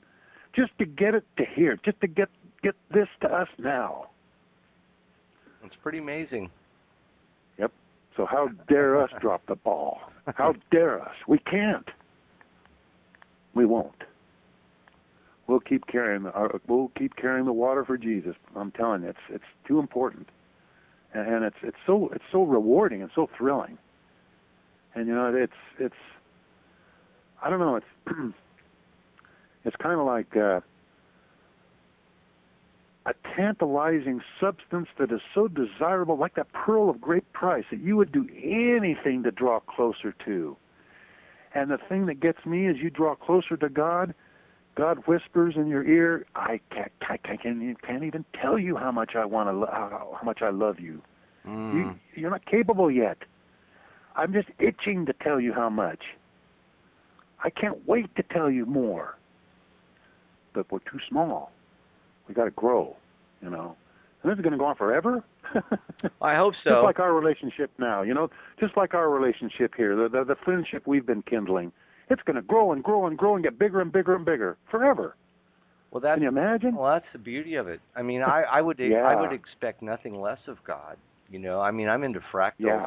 I'm into fractals, and fractals are an interesting very material world level phenomena where you can basically, in fractal geometry, you can zoom in as far as you want, but the complexity never ends.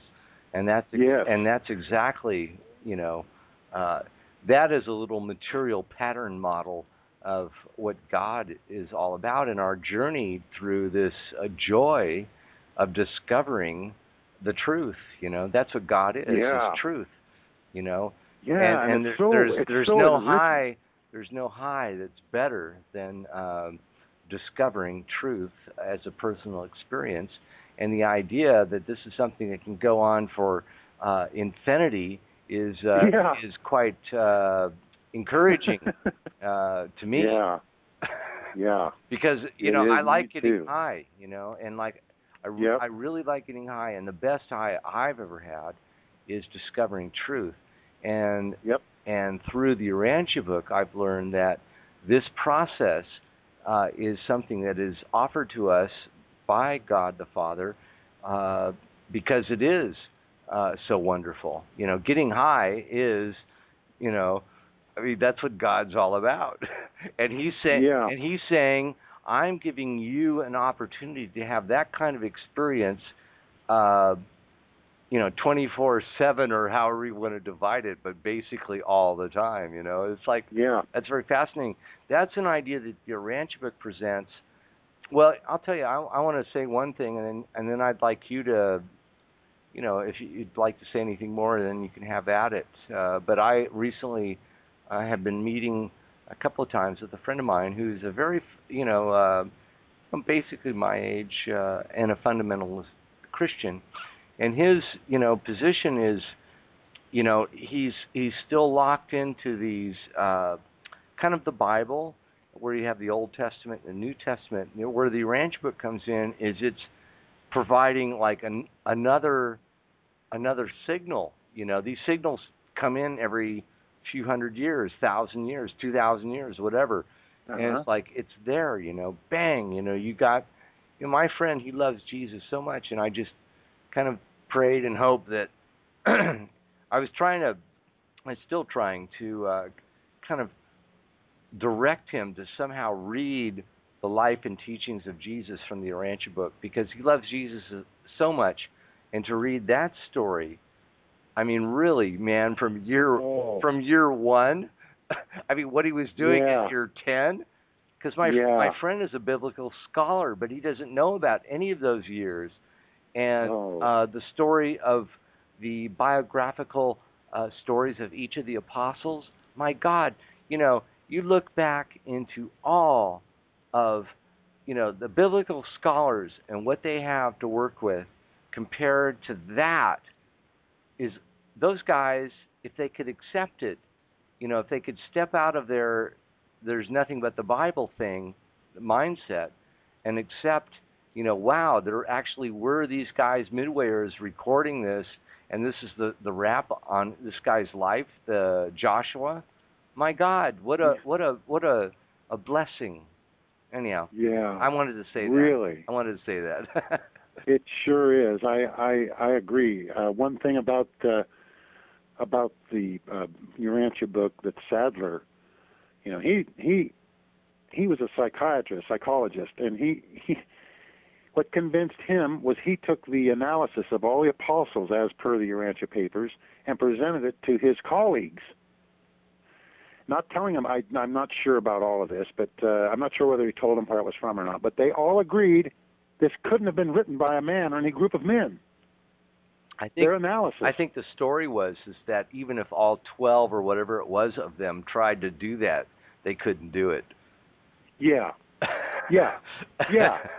They couldn't have such a detailed analysis. They couldn't have, with all their psychological and psychiatric knowledge, they couldn't have written such... produced it. Right. And here they were leaders in the field, Exactly. But what's interesting, I got to tell you, I have a lot of friends in my business that are atheists. Sure. Most scientists are. Sure. And what I find extremely interesting is I talk to them about God all the time. And guess who brings it up? They do. They do.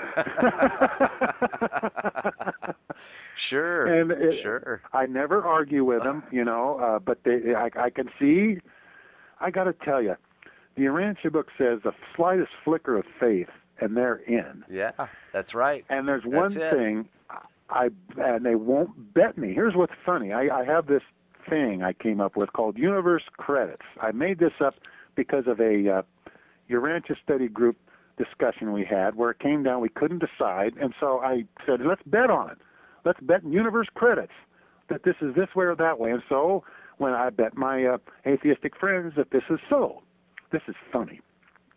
One of them, who was a millionaire and lived up the road here, extremely unhappy. I'd known him for quite a while. He was a philosopher and so forth, and we would be talking, and I always assumed he believed that there was an afterlife. And one day, it was in summer, I mentioned it to him, and he said, there's no afterlife. And there's an ant crawling along the front walk of the shop there, and he walked over and smashed it. He says, we're just like that ant. We're dead. We're dead when we die. I went, oh, that's not, And I said, well, you willing to put your money where your mouth is? And he says, what do you mean? I said, I'll bet you 1 million universe credits that there's an afterlife. He said, how's that going to work? I said, well, when we wake up, you owe me 1 million universe credits. He said, what if we don't? I said, I owe you. Exactly. He says, all right, I'll do it. He took one of my certificates of calibration, an empty one, looks like a nice document, and wrote it out. Only he wrote it out for 1 billion universe credits and signed it. Right. Russ, the next morning, he called me up and wanted me to tear it up.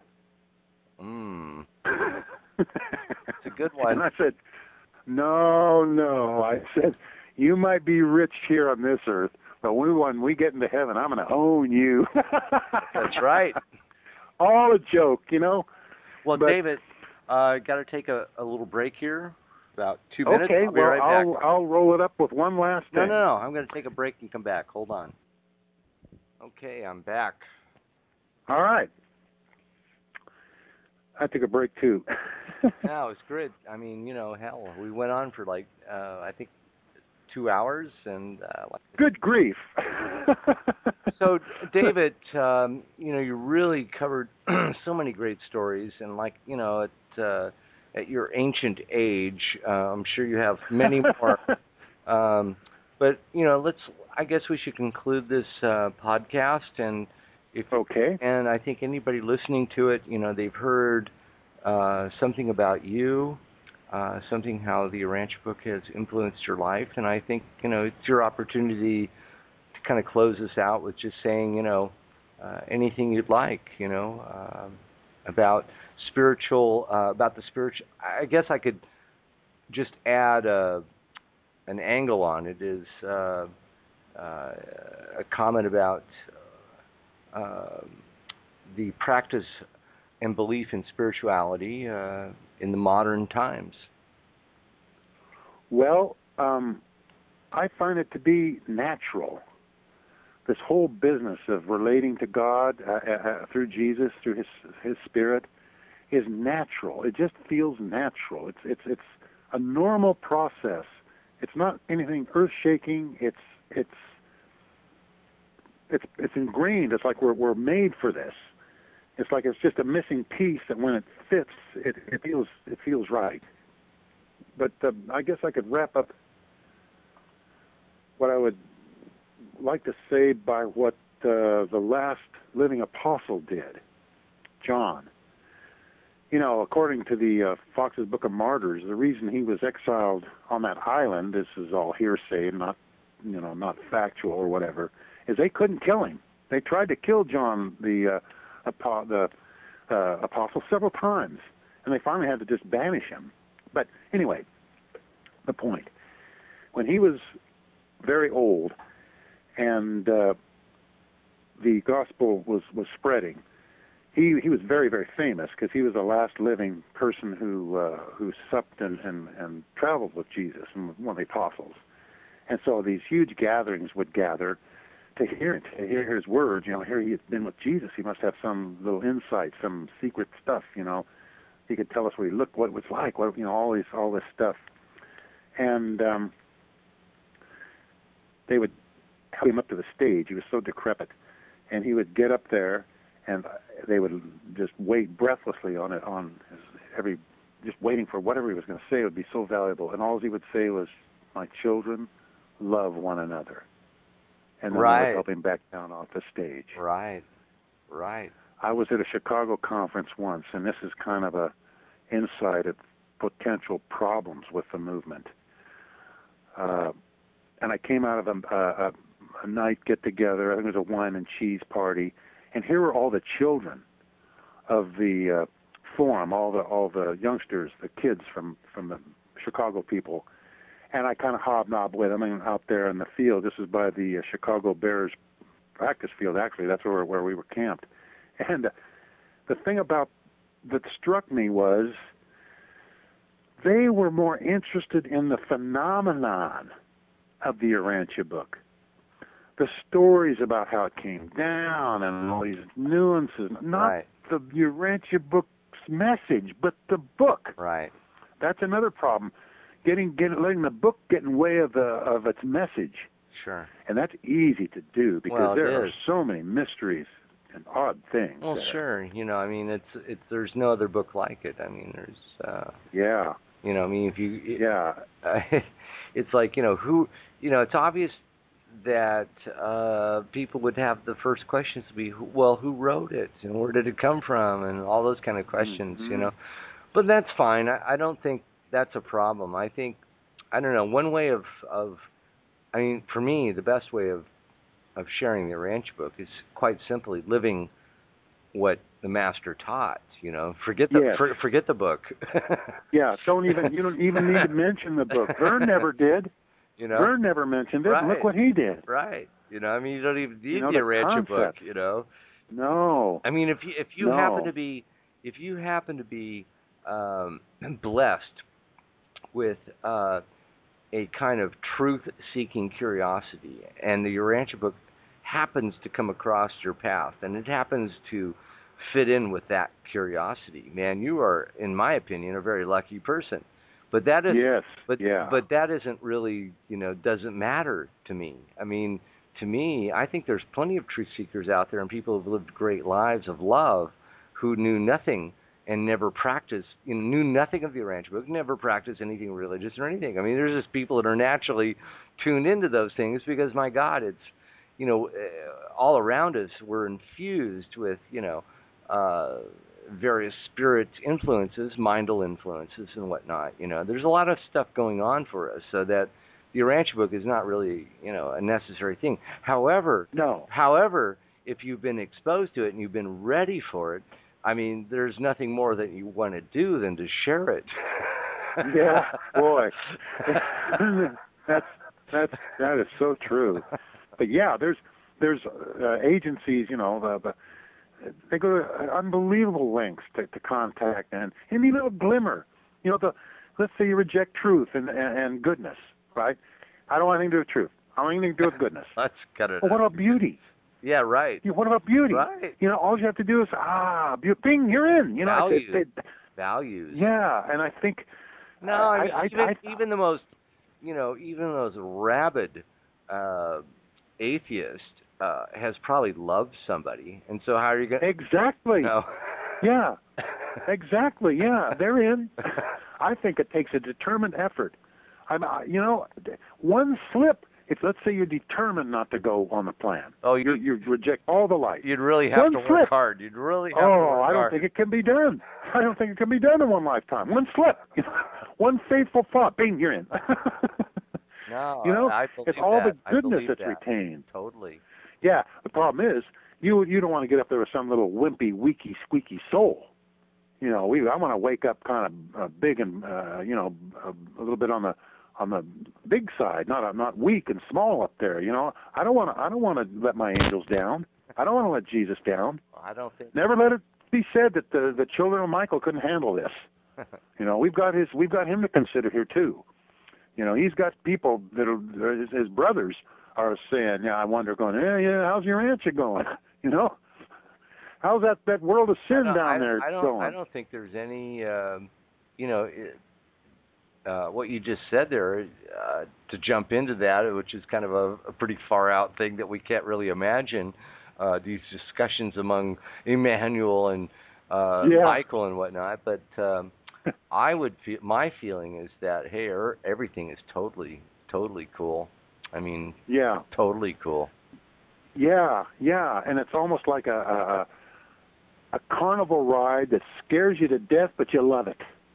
You know, well, there's like a part in the Urantia book where, talking about the Lucifer Rebellion and all that, where I forget what it is, but it's like, we so and so, or they so and so did a calculation that found out that, in fact, the whole thing, if you did the whole analysis of it, there was more good out of it than there was bad out of it. Yes. And you know what? I can see good in some of these evil people. I can see good in some of the evil things they do. Absolutely. Their music, some of the music, there's something good. They are for people who are spiritually prepared to work with that kind of high energy. Yeah. I mean, if you're at a lower level, that kind of, like, let's say you just, to be frank, let's say you have an asshole that's causing trouble in your neighborhood, for somebody that's not, like, spiritually advanced, I mean, that's just going to be an annoyance, and they don't know how to deal with it. But then you have somebody in that same neighborhood who's, like, practicing higher spiritual beliefs, and they could see it as an opportunity to work on themselves. So it's really same situation, but different ways of dealing with it, depending on your level of achievement, Yeah, it's what gets me is how all the levels are integrated. There's no major jump. It's just a smooth transition a lot of the time. There's occasional jumps, but how can all of this stuff be so integrated as to come across as one experience? Well, because it blows me away. Because it comes from one Father. Yeah. He's the pattern. That can hold all of this together. Totally. And make the experience enjoyable for us. Well, I hope so, but I don't think everybody, that's the thing, though, David, is I don't think everybody's having a good ride, No, they're not. Because they're resisting. Well, no, I don't think it's just that. I think there are levels of capacity and truth seeking, Yeah, that's true. Yeah. That they some of them just don't have the capacity. Just don't have it. Just don't. Yeah. Just don't. Yeah, definitely. And then they don't have a good ride, and it's like, that's just the kind of there is the element of the roll of the dice with life. Yeah. Mm-hmm. Especially with some of the hereditary exactly things that can just make your life miserable. But I think we could say that overall, though, we all have a pretty good shot. I mean, well, that, and after we get on the other side and all the negativity is gone, it's as if it never was. All the bad stuff that happens here, we start afresh. I think after several lifetimes, we're all going to be about the same. It's not going to really matter. I do too. This beginning. I do too. So it's just a matter of. Well, it reminds me of. Remember when the apostles would get all upset because Jesus was paying more attention or whatever to one of them, and Jesus would tell them, "Hey, what's it matter to you?" Yeah. It's our relationship that's important. You and me, not me and him, It's you and me. Oh yeah. The relationship that should be between you and him, not worried about the relationship I have with him. Right. That's right. That's a hard one for a lot of people to swallow sometimes. Yeah. Well, I mean, that's after all, we are humans. Yeah, animals. I mean, snapping, snarling. I got to tell you this. I don't know how many generations you would have to go back in the Clearwaters or the Zadravich's family before we would have gone out, girt our loins with lead jock straps, put on our breastplates, armor, got our true sword, and rode into Chicago and and fixed some stuff. Gosh. I mean, yeah, no. You know what I mean? I do. Actually, I was tonight. I read the paper John the Baptist, and it's a very touching story in the Urantia book. Yeah. And John he really related to Elijah, and so he he wore this what they call in the Urantia Book a hairy garment with like this leather girdle, you know. So he was kind of what you were describing there, a little bit like that. Yeah, yeah. And what gets me is Jesus didn't save him. Well, Jesus let him languish in the prison. Well, you know, it's like he couldn't really. He just no. It because was, you know. Well, you know, I read that part tonight, David, and and what was going on, according to the authors of those papers, what was going on in Jesus' mind is that he knew what kind of honors that John would have after he died. Yep, that's right. So that was part of his, you know, not wanting to get involved with that situation, you know. I have a lot of questions about that, and maybe that's a good one for us to do another podcast we could do on. this on. So David, I think we can just conclude this and put what I like to always say is put a bookmark in it. And all right, that sounds good to me. And you know, I really good. I really. What do you think?